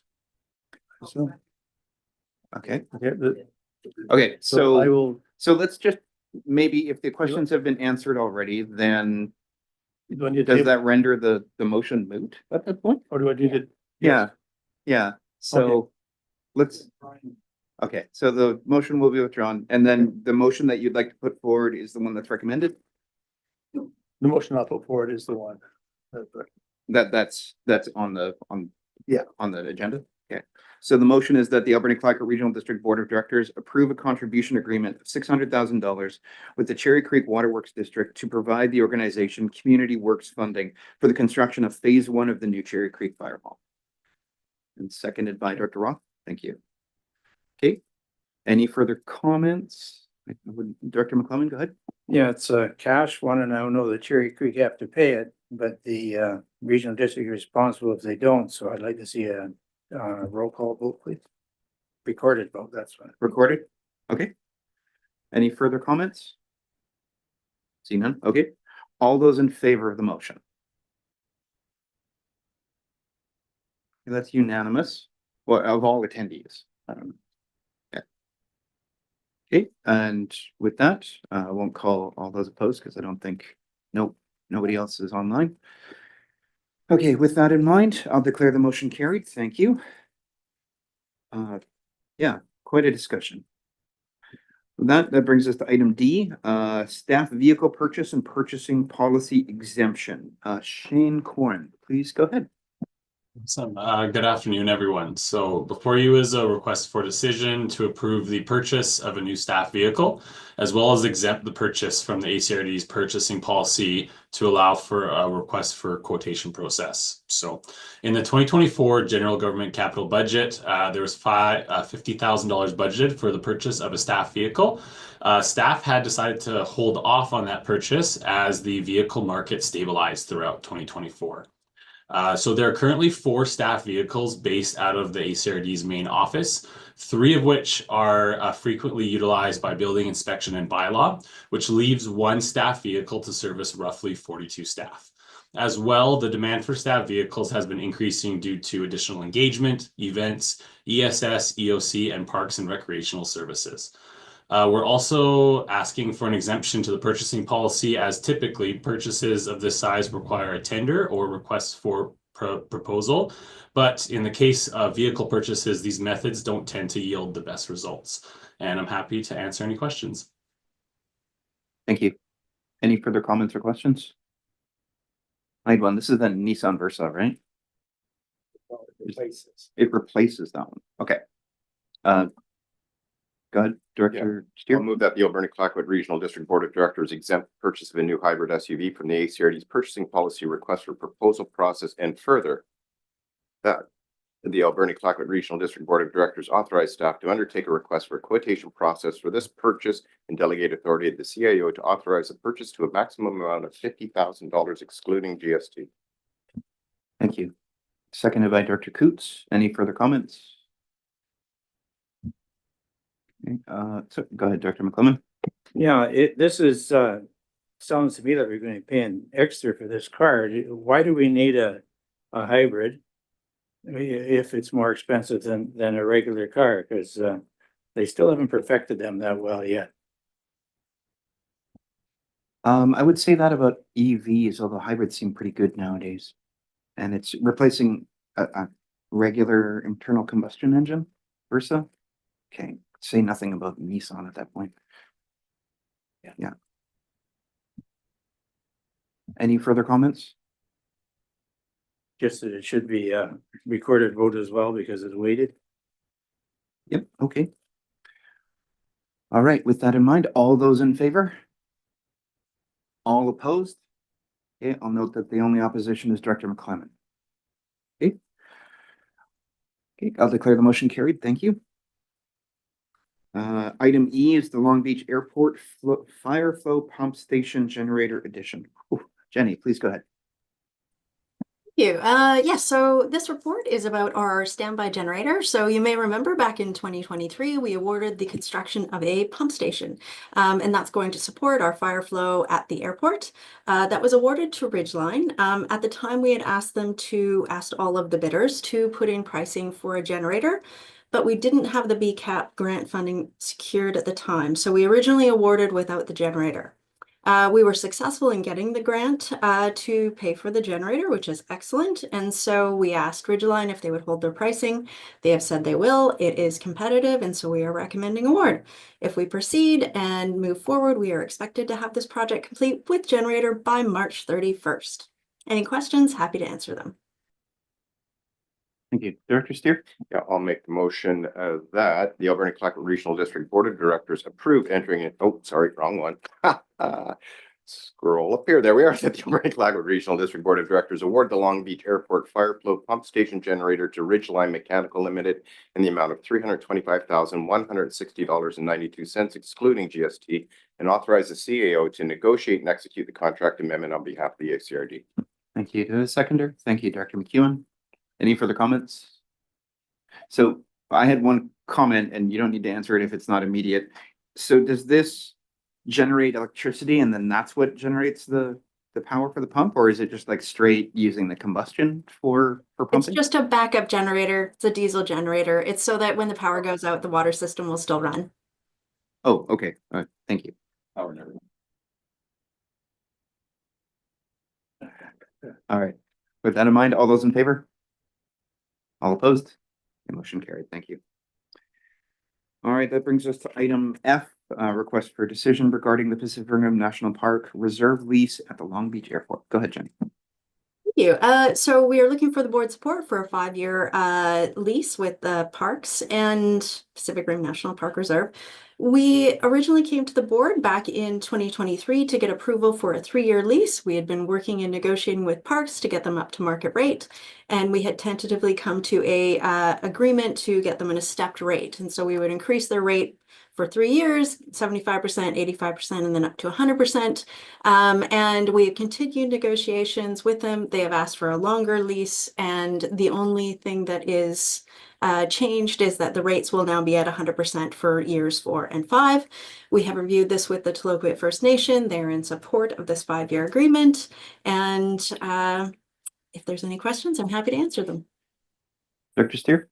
I'll make the motion that the Alberni-Clayoquot Regional District Board of Directors approve entering into a 5-year lease agreement with the Pacific Rim National Park Reserve effective April 1st, 2024, with a stepped increase to market rate plus applicable taxes and yearly BC CPI increases, and authorize the CAO to negotiate and execute the LS L2024002 lease on behalf of the regional district. Thank you. Dr. McClellan, second. Thanks. Any further comments? Seeing none. All those in favor? All opposed? And motion carried. Okay, next item is item G, solid waste recycling and reduction education and outreach consultant. Go ahead, Jenny. Thank you.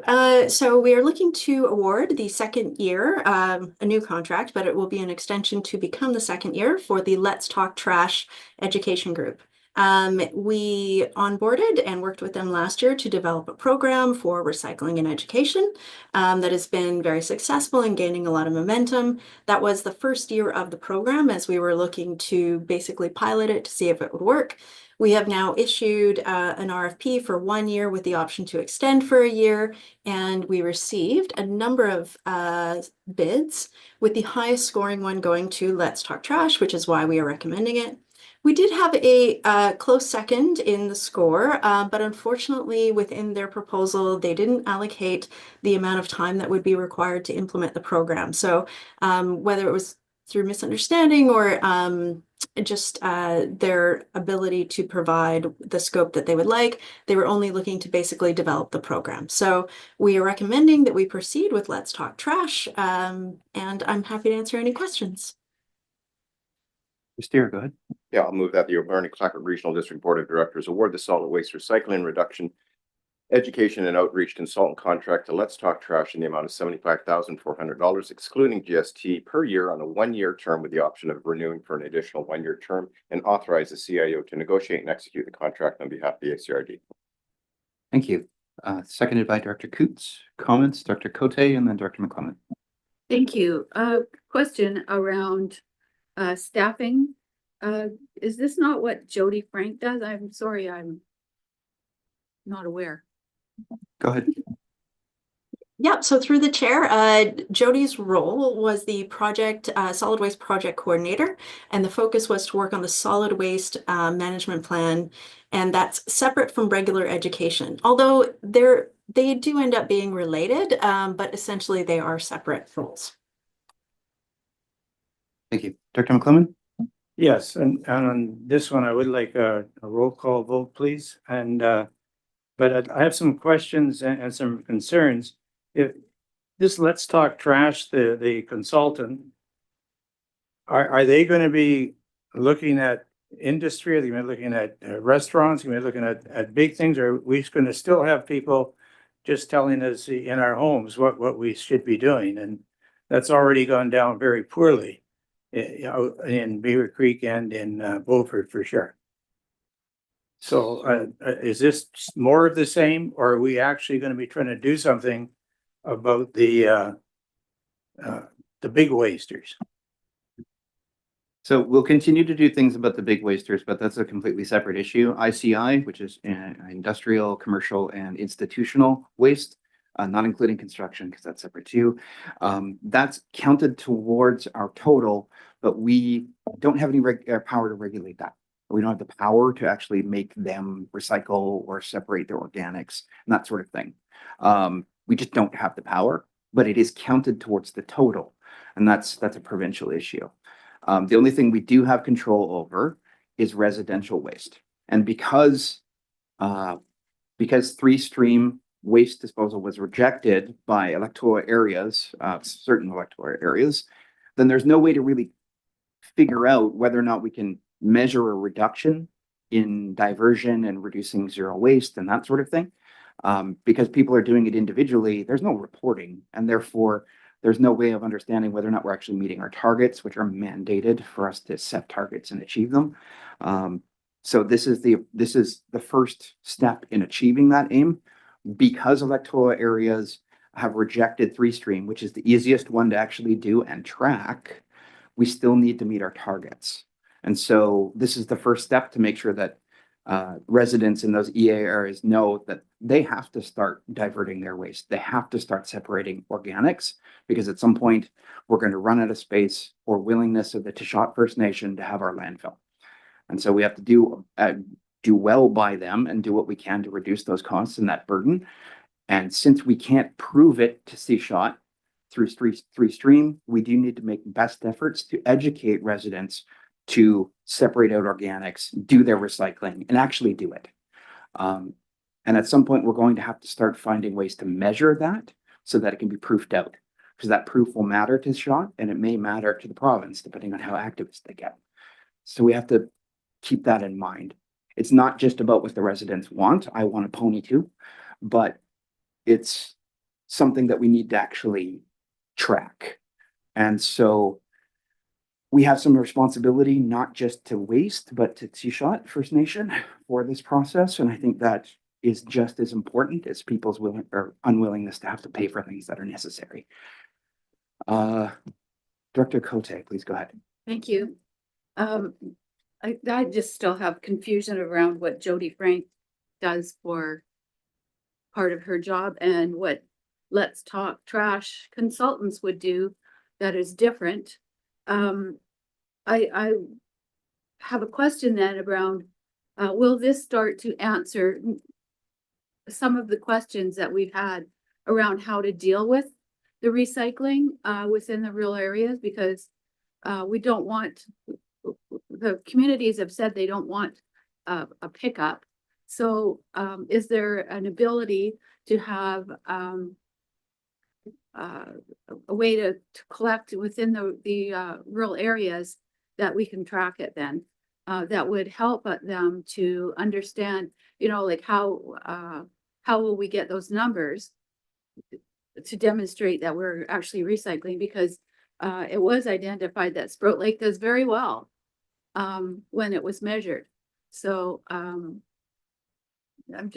I don't want to see any duplication, and I want to know that there's going to be something that comes out of this at the end that it's going to make it so that the areas are recycling things like, and also when it comes to the ICIs where, commercial cardboard is collected and not a huge cost to small businesses. So those are the issues that I see, and I'm hoping that this will address that. Otherwise, yeah, thanks. Thank you, Director Cote. The aspect there is that, yes, this is the first step by raising awareness so people actually do it. I would caution talking about specific members of the staff. It's up to Daniel and the team to figure out how that works. So they decide how that all works out. It could be, but that would be, we discover that through a process of review. And so I would ask us to refrain to talking about specific individuals from now on. That's usually done in camera as a result. I don't even know if Jody is a contractor or a member of the union, but that is a consideration in and of itself. The other aspect about this has to do with you raise an important point about ICI and construction. We have no power over that. If it's a separate issue, it may seem unfair, and that's something that I will represent to the province But as of yet, we have nothing to do with it and we don't have the mandate to yet. If we do through legislative reform, then perhaps we will. But we just don't have that ability right now, but it is still counted. And I forget your third point. Okay, with that in mind, Director McClellan and Director Sparrow. Yeah, just if this is specifically trying to go around the block and bring in the three stream or whatever you want to call it, then I'd have to oppose this because that's already. Yeah, I'm gonna been- stop you right there. It is not about three stream. That's already been, Okay, that's so already been rejected. This is about informing people to actually do something about diversion and zero waste. So it's not about three stream. That's they're not on the gonna- table. they're gonna be advertising same way the regional district has been advertising for the last several years. No, they'll be going through an engagement process to raise awareness on ways that individuals can embark on zero waste goals to reduce their consumption, to recycle, to separate out their organics and do everything that's necessary themselves that Three Stream already does for cheaper, but that's fine. Director Sparrow and then Director Steer. Thank you. One little off-topic question. So we can't do ICI, but can we restrict their ability to ICI to use our landfill without putting some sort of motion in place to try to recycle? Is that a mandated thing we can do for future reference? It could be. I think the considerations around that warrant a report, just because you might be setting it up so that they'll just truck to somewhere else. And then that raises problems in and of itself. But yeah, I know you don't have to care, but other people will. Okay, Director Steer. Yeah, thank you through the chair. I do want to point out, we had our solid waste management advisory meeting yesterday, and it was an excellent meeting, and we went over a number of considerations. And I think there will be, and I'm looking to Jenny, I can't remember the time frame, but I know there's going to be a report coming to the board. And I think it's going to answer a lot of the questions that have been coming forward from Directors Cote, Director McLennan. And I think you'll be very comfortable with what's going to be said in that presentation and the course of action that's been generated out for. As Chair Jack's been pointing out, this is a completely separate conversation about what the motion on the table is all about. And so I would highly suggest that we support this, because I think it through the advisory panel, this was highly supported. And this was a broad cross-section of the Alberni Valley and the West Coast who came to the conclusion that this is still a very important component of, separate from the solid waste management plan that is a requirement, and that will be coming, a presentation coming towards the board in very short term. So once again, I would support the motion on the table and hope the rest of the board does too. Thank you for that. With that, would you like to move the motion? It's already moved. Oh, it is already moved? I didn't write it down. My apologies. Thank you. Yes. Director Cote? Yes, thank you. So when we have information that's quite valid and informative to a resolution that's coming, a recommendation that's coming like this, without that information, like, it seems that we should have had a report out on that before we start looking at this. Thanks. Director Steer? Yeah, I can follow up. Just we have had a number of meetings. We have had a number of informed sessions with the board. We've also had an incredible community outreach and engagement process, which we had a tremendous amount of participation. And so I think the community has been well informed. I think the board has been kept up to date. This meeting was yesterday. So I think this is relevant because this is something that's been ongoing, and the decision for this program in the execution of the contract is the here and now. You will be informed of every step of the way, as you have been up to this point. It's nice to hear that it's being recommended by that committee. So I don't have that information. Thank you. All right, thank you. Any further comments? Seeing none. All those in favor? Okay, keep your hands up, please. Okay, Dr. Steer, Dr. Patella, Dr. Coots, Dr. Sparrow, Dr. Cote, Dr. Solda, Dr. Jack, and then online we have Dr. McEwen, Dr. Siga, and Dr. Beckett. Okay, all those opposed? Dr. McClellan and, well, Dr. Roth isn't here, but yeah. I would assume she would back you up. But yeah. So with that, I'll declare the motion carried. Thank you. And that brings us to item H, Emergency Operations Center Training Grant from the Union of BC Municipalities, Community Emergency Preparedness Fund. Karen, please go ahead. Thank you and good afternoon. Before you is a recommendation that the ACRD apply for a grant to bolster our Emergency Operations Center's capacity and enhance our emergency preparedness and community resilience. We are recommending that we submit a joint application with the City of Port Alberni and the District of Tofino as partners. The grant funds will enable us to improve our capacity through the purchase of EOC supplies and equipment. It will also foster training through EOC section-specific sessions and a West Coast EOC exercise that will provide participants with practical experience in responding to a complex and multi-jurisdictional emergency scenario. It will strengthen regional collaboration, enhance EOC response coordination, and improve collective resilience. Each partner is able to apply for up to $40,000, and this grant is 100% funded. We have been successful with this grant in the past, in previous years, and these funds have been instrumental in our ability to purchase supplies and improve EOC functionality and deliver training to enhance our readiness. Happy to answer any questions you may have. Thank you. Director Soldo and then Director Sparrow. I was just going to move the recommendation. Do you want? Thank you. Do we have a seconder? Thank you, Director Steer.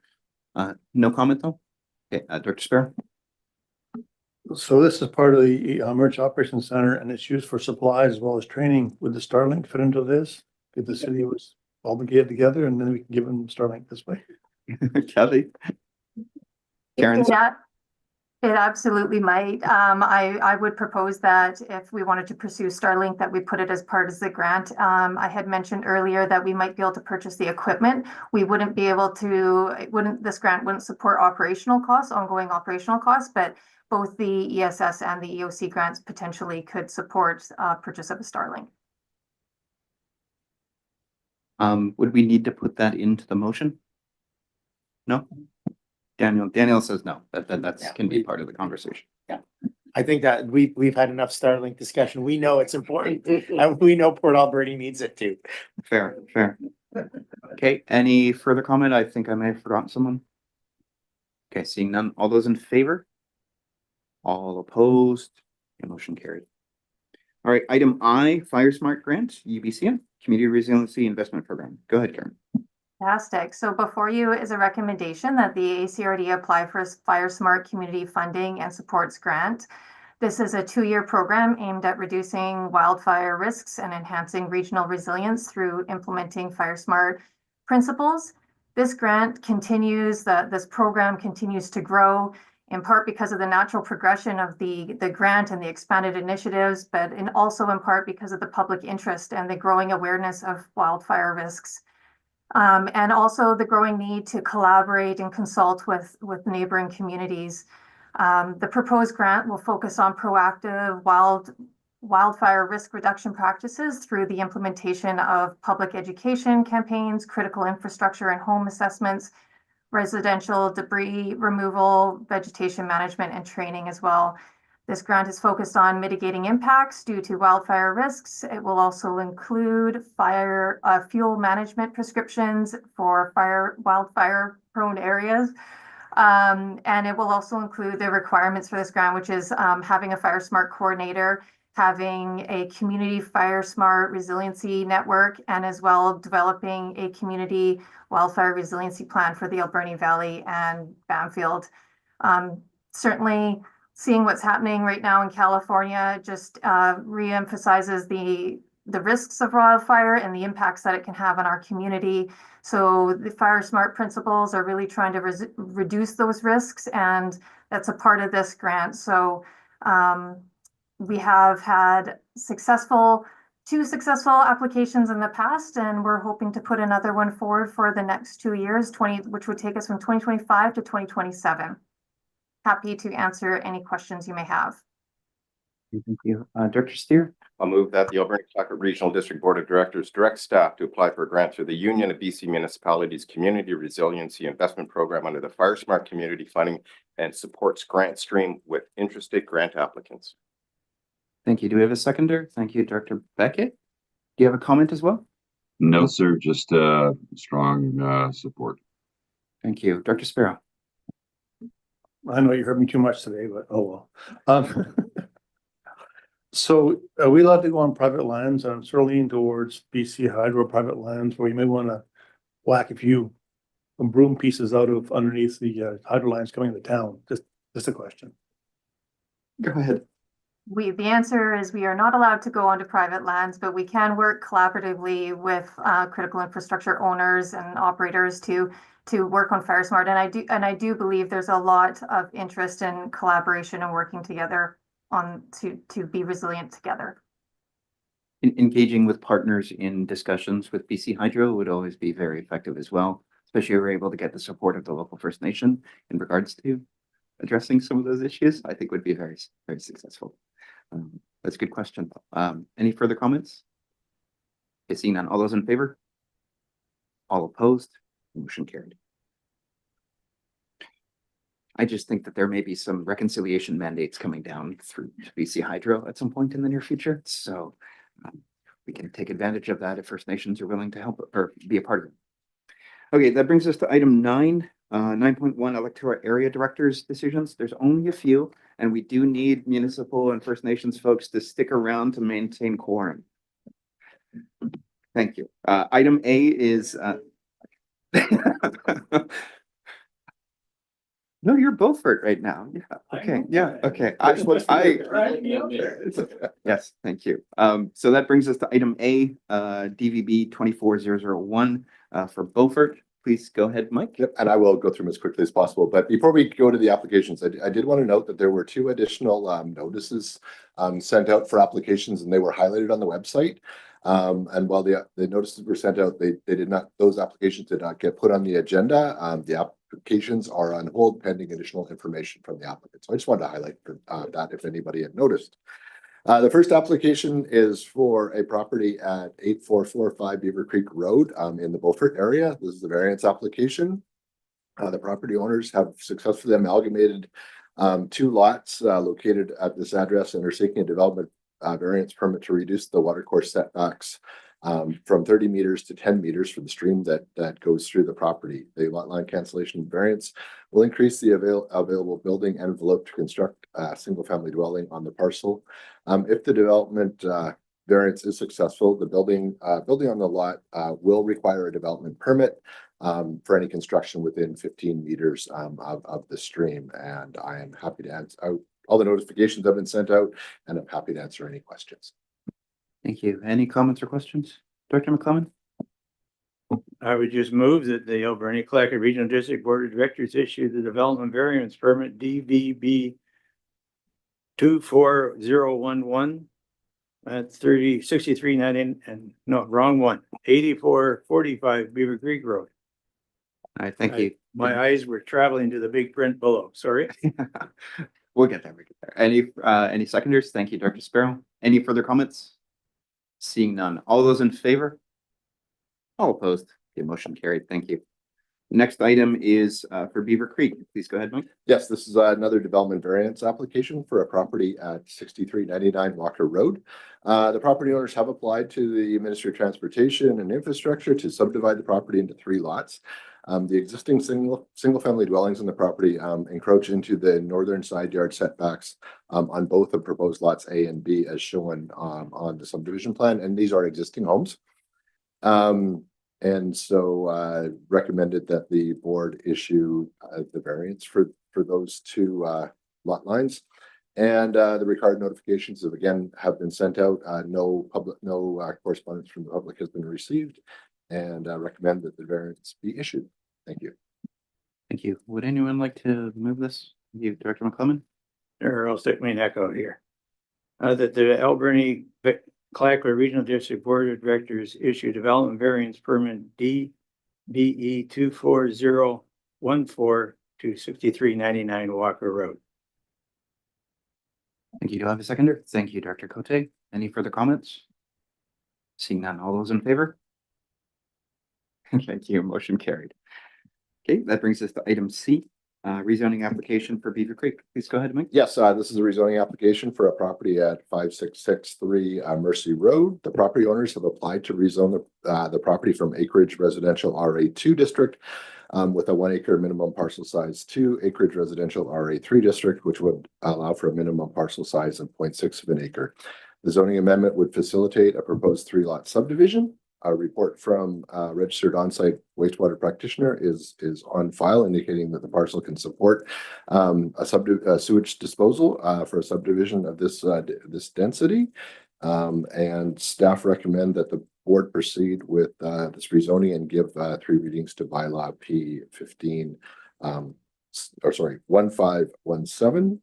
And I just would highlight that the notifications, again, were sent out to property owners within the city. And happy to answer questions. I only have remedial questions, so I'll hold them. Would anyone like to tackle this? Director Cote, thank you. Sure. I'll make the recommendation that bylaw B1517 Regional District of Alberni Zoning Atlas Amendment Bylaw be read a first time. Thank you. Do I have a seconder? Thank you, Director Sparrow. Any further comment? Seeing none, all those in favor? Motion carried. I'll move second reading. Thank you. Seconded by Director Sparrow. Thank you. All those in favor?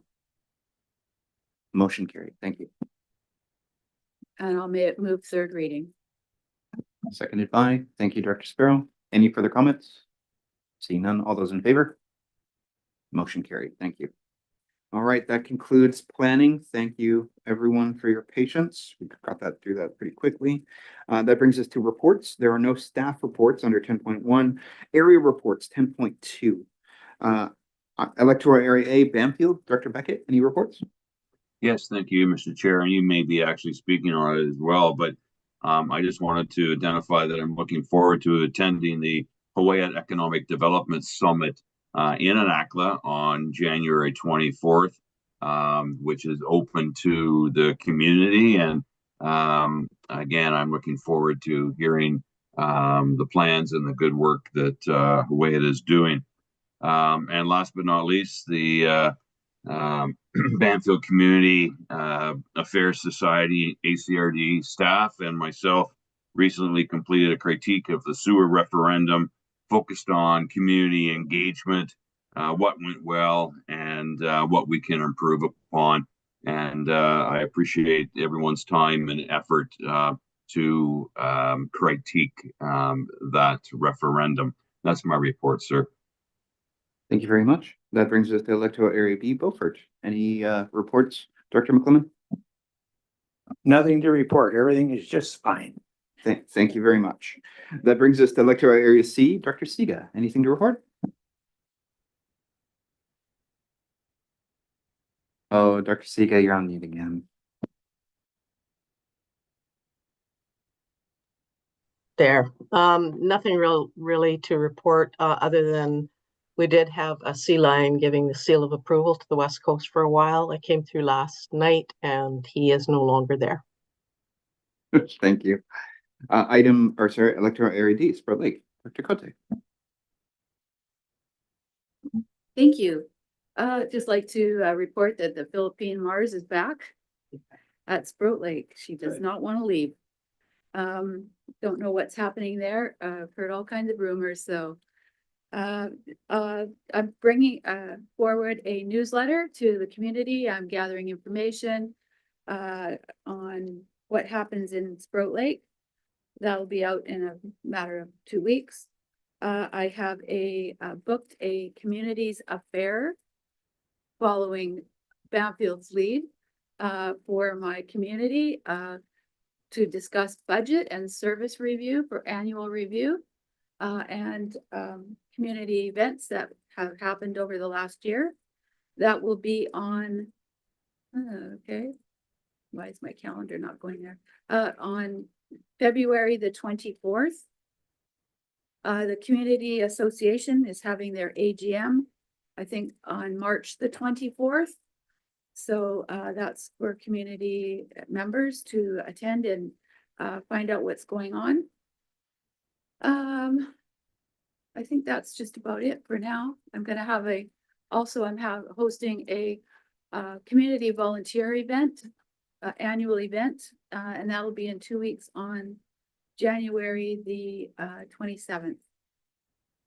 So to say thank you to my APC, my parks, community association, the Broom Busters, all of those organizers that are depend on so much all year, and give up their time and knowledge. Greatly appreciate. Thank you. Oh, thank you. Electoral Area E, Dr. Roth is not here, so no report. Electoral Area F, Cherry Creek, Dr. Sparrow. Thank you. So we gave $600,000 to Cherry Creek Fire Hall today, so that's a good news for them.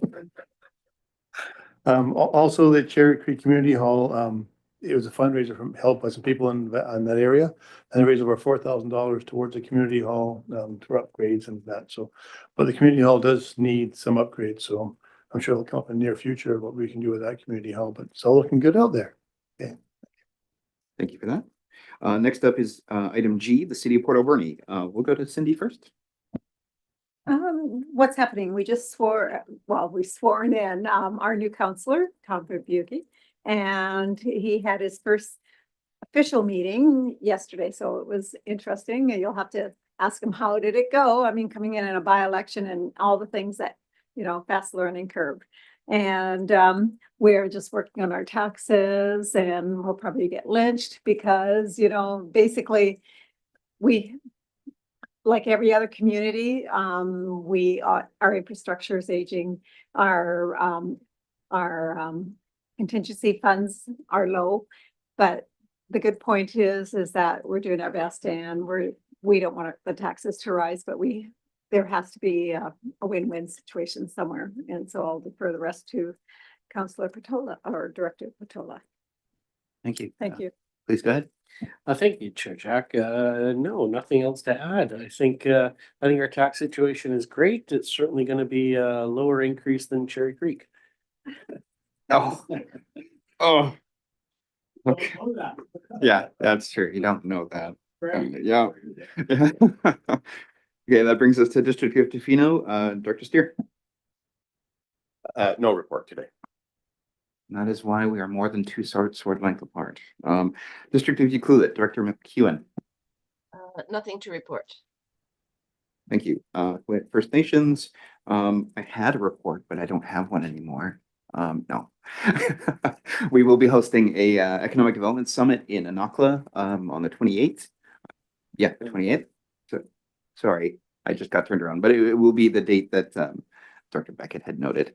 That being said, we did have one in the Alberni Valley as well, and it was well attended by business interests as well. And so we're looking forward to seeing what the local communities have to say, because while we may be two different political bodies, it does feel like we're one community socially and one economy.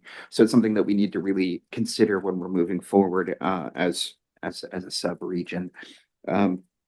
Also, we're going into our own budgetary period, and we've been working with the province and the federal government on making sure all the things we're trying to achieve are going forward. Next week, I'll be going to the First Nations equivalent of UBCM, where we'll be doing our speed dating, and we'll be mentioning some of the work that we're doing with Banfield and the ACRD in regards to that. So this is always something where working together is important. I'll leave it at that. There's more I could say, but time is of the essence. Director Johnson for Toquat Nation, are you still online? Oh, she's gone. She was not feeling well either, so we'll just move forward. Director Coots for Holchukwasit, please go ahead. Thank you, Mr. Chair. Very short report. Holchukwasit is in the processes of beginning our budget as well, so we will be tucked in and busy for the next foreseeable future. Quacko. Thank you. And Director Mastrangelo is not on either, so we'll just maybe have a motion to receive the area reports. Thank you, Director Steer, seconded by Director McClellan. Any further comments? Seeing none, all those in favor? All opposed, motion carried. Thank you very much for that. We don't have any other reports. We don't have any unfinished business. We don't have any late business. Do we have question period? Counselor, do you have any comments? Question period? No? Yeah. Please go ahead. So just make sure to hit the button to turn on the red light.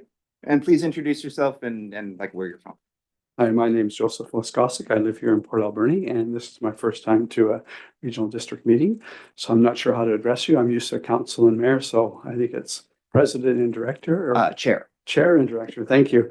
And I kept hearing doctor instead of director. So I thought, wow, we got a lot of doctors in it until I clued in what's going on here.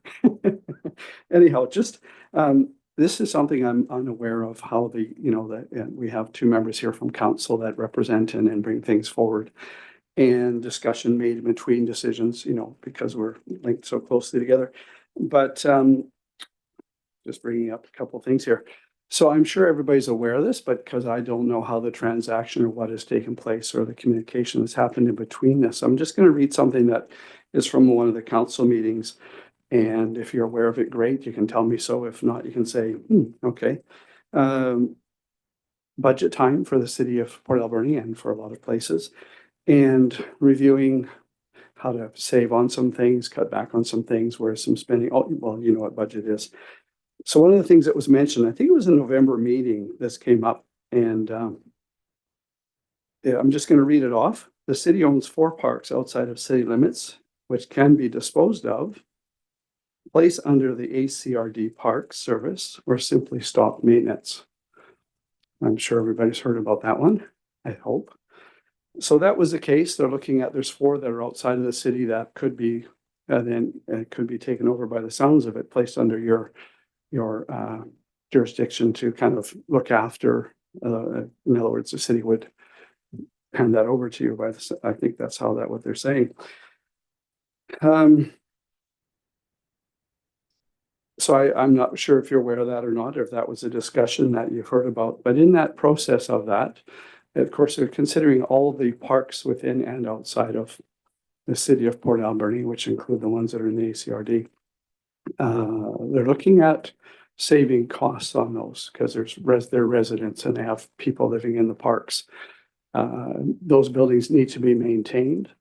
And so there's a cost involved. I think it's the mental health that they have an agreement with for a period of time where they live there, kind of do some maintenance on it themselves, look after things, clean up a little bit, get rid of garbage, post signs like they do at Paper Mill Dam. There's a cougar in the area, that sort of thing.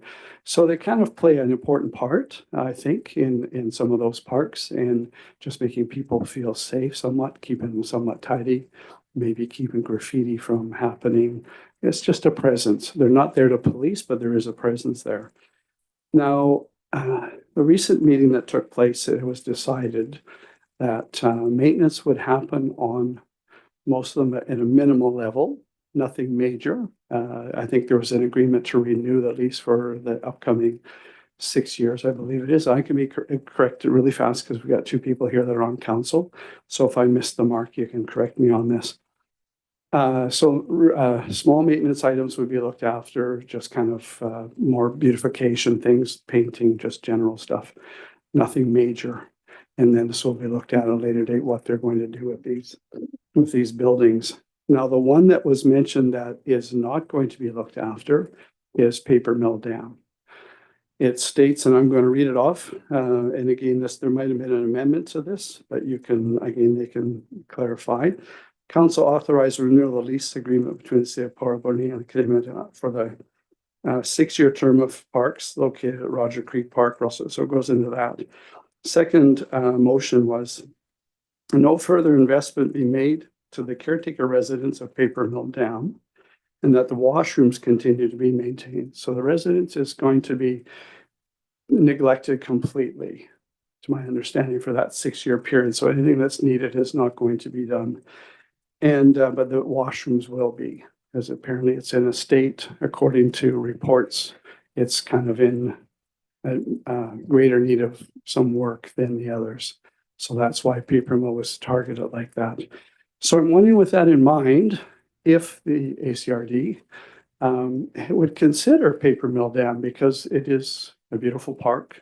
It has, as I say, their presence there does play an important part of making the place feel safe, even though they're not there to police.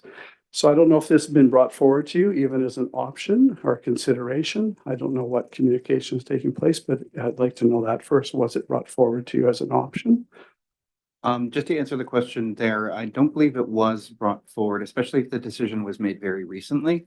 So sometimes there's some lead time in regards to what their CAO, city manager, is that what it's called? City manager would probably get a hold of our CAO and they'd have a conversation. The conversation would likely be deferred to maybe the EA committee because of where it is, but that would be a decision of the board. So there'd be some steps through there. So they haven't yet, but honestly, we're still in the grace period between a decision being made and actions being taken. Yeah, the only action being taken now is it sounds like they're not gonna do any maintenance on that. building. Yeah, and since they're the operators of those park areas, that's within their rights, but if it's in our interest or the interest of one of the actual area directors to do more, they could elect to do so, but hearing about it would be probably through our administration. So we still have time to have that conversation, and it's likely that discussion will happen now that you brought it up. Sounds good. Yeah. Thank you. Did you have a second question? You said you had two. I did? Oh, okay. Maybe there was the two that were embedded in there? This is again, just because the interaction in between, because I live in Port Alberni, but I'm surrounded by, of course, ACRD. I'm hedged in on all sides. So with that in mind, again, the back and forth, what takes place, there was mentioned the Fire Smart. I'm sure that the city of Port Alberni has also applied for a grant in this area. Is that something that can be, so it's not a grant separately where it can cover, I don't know, is it just a question? Sometimes there's duplication. And are there areas that yeah. Yeah, it's a good question. I think, no, I won't. You go ahead. Go ahead. Yeah. So it is a joint application. We do work with the city of Port Alberni. So that's how we avoid duplication, but there are certain services when a resident of Port Alberni applies for a Fire Smart assessment, for example, we receive those, but we defer them over to the fire department with the city, and they run their own assessments that way. So we will coordinate everything, but we ultimately work with the partners of that grant application, and the city is one of the partners. Great, thank you. Thank you. That's it. Yeah, thank you for your questions. Okay. Do we have any questions or comments online? Nothing in email and nothing in Zoom. Thank you. All right, thank you very much. That brings us to, could we have a motion to go into recess so that we could have the Regional Hospital District meeting? Thank you, everyone. Director McClellan and Director Steer. Okay, all those in favor? Motion carried. Okay, so that brings us to the Regional Hospital District agenda. So we'll call to order at whatever time it is, 4:01 p.m. We'll recognize that we're conducting our business on the territories principally of the Hoop-Hatchet and the Shot First Nations, and to acknowledge and appreciate that fact. Also that we are conducting our meeting online in a hybrid format. We will forego the introductions, but we will note that there may be, conducting business on the territories of other nations as well. With that in mind, we will move on to the approval of the agenda. Could we have a motion to approve? Thank you, Director Coots, seconded by Director Steer. All those in favor? Motion carried. And that brings us to declarations. Don't think anyone will have a conflict of interest. Not seeing any. Bringing us to adoption of minutes, the Board of Directors meeting minutes for December 11th, 2024. Moved by Director Steer, seconded by Director Silva. Thank you. All those in favor? Motion carried. No petitions and delegations, no correspondence for action. There is some correspondence for information. Looks like Island Health only. Would anyone like to speak to it? It's the X-ray. It's great news, but it's just the X-ray. Anyone like to move to receive the report? Thank you, Director Steer. Seconded by Director Sparrow. All those in favor? Motion carried. That brings us to requests for decisions and bylaws, of which there are none. And then that brings us to reports. Report 9A is Banfield Health Center. Dr. Beckett. And no report today. Thank you. Alberta and Clayoquot Continuing Care Society, Director Siga. No report. Thank you. Item C, West Coast Native Healthcare Society, Director Cupte. Thank you. As of yesterday, Sawayus Rainbow Gardens is under new management. New management, yes. Management. For a new, yeah. Yep. Thank you. Next up is item D, Defino General Hospital, West Coast Directors. I'll go very quickly here. Thank you through the chair. There's a couple of new projects, a new rewiring and have internet all through the building, inpatient rooms, etc. in our trauma room, which is most important. February 17th, we'll complete renovations on the elevator. I know that sounds simple, but man, oh man, this is a massive project. It is going to reconfigure it is crazy. Anyways, site director said, wow, yeah. I thought just replacing it was not that big a deal, but it's huge. April 1st, the renovations to the patient room number 5. This is now, this is excellent news that will be starting. It's going to be a safe room for patients and staff. This will take a couple of months to complete, something that has been requested and has finally come to fruition. We're also on track for the Ucluelet Health Center, looking at August of 2025. And then last, there's a meeting on Saturday where the the Tofino Hospital Foundation is convening a meeting in Tofino. And basically, this is a few steps ahead, but many of the community members were interested in conversations around potential site locations for the potential new Tofino General Hospital. And our MLA will be there, myself, and a number of other community people. That's it. Very good. Thank you very much. Very good news too. Item E is the Alberni Clark Health Network. Dr. Cote, Dr. Siga. Thank you. We had a meeting today and I was there for first half hour, met the new, 2 of the new table of partners. Sam and Sasha. So I couldn't tell you their last names. But exciting for a new year with a some new members at the table of partners. It's always good to have some new blood. And the contract, can I talk about that? Right, okay. We followed the RFP process for the Health Network Coordinator, and that's going to be a report coming to the board in January 29th. Yes. So that we can advance with the decision of the committee. Thank you. Thank you for that. West Coast General Hospital, any Alberni Valley directors? Oh, I'll file that away as no report. Any other reports in regards to Regional Health District? So we talked about something, but I can't remember. Yes, that's good. So just so the board knows, we had our hospital district strategic planning session, which helped identify the things that we wanted to prioritize and not prioritize. I did receive a draft report. I have not yet provided comments on that report. As soon as I do, I will bring that back to the board. I would anticipate that our next meeting, which would be the 1st in February, I will have all that summarized as a draft for review and approval. Thank you. Could we have a motion to receive the reports, please? Thank you, Dr. Coots and Dr. Steer. Any further comment? Seeing none, all those in favor? Motion carried. All right, no unfinished business, no late business question period. This is just for the Regional Hospital District. Going once, going twice. So, okay. Nothing online. Nothing online. Do we have a motion to adjourn the Regional Hospital District meeting? Thank you, Dr. Steer, seconded by Dr. Sparrow. All in favor? Motion carried. That brings us back to the original meeting. Could we have a motion to adjourn, please? Thank you, everyone. I'll say Dr. Coots and Dr. McClellan. All those in favor? Motion carried. Thank you. Yeah. It is only 5 after though. Like, that's not bad.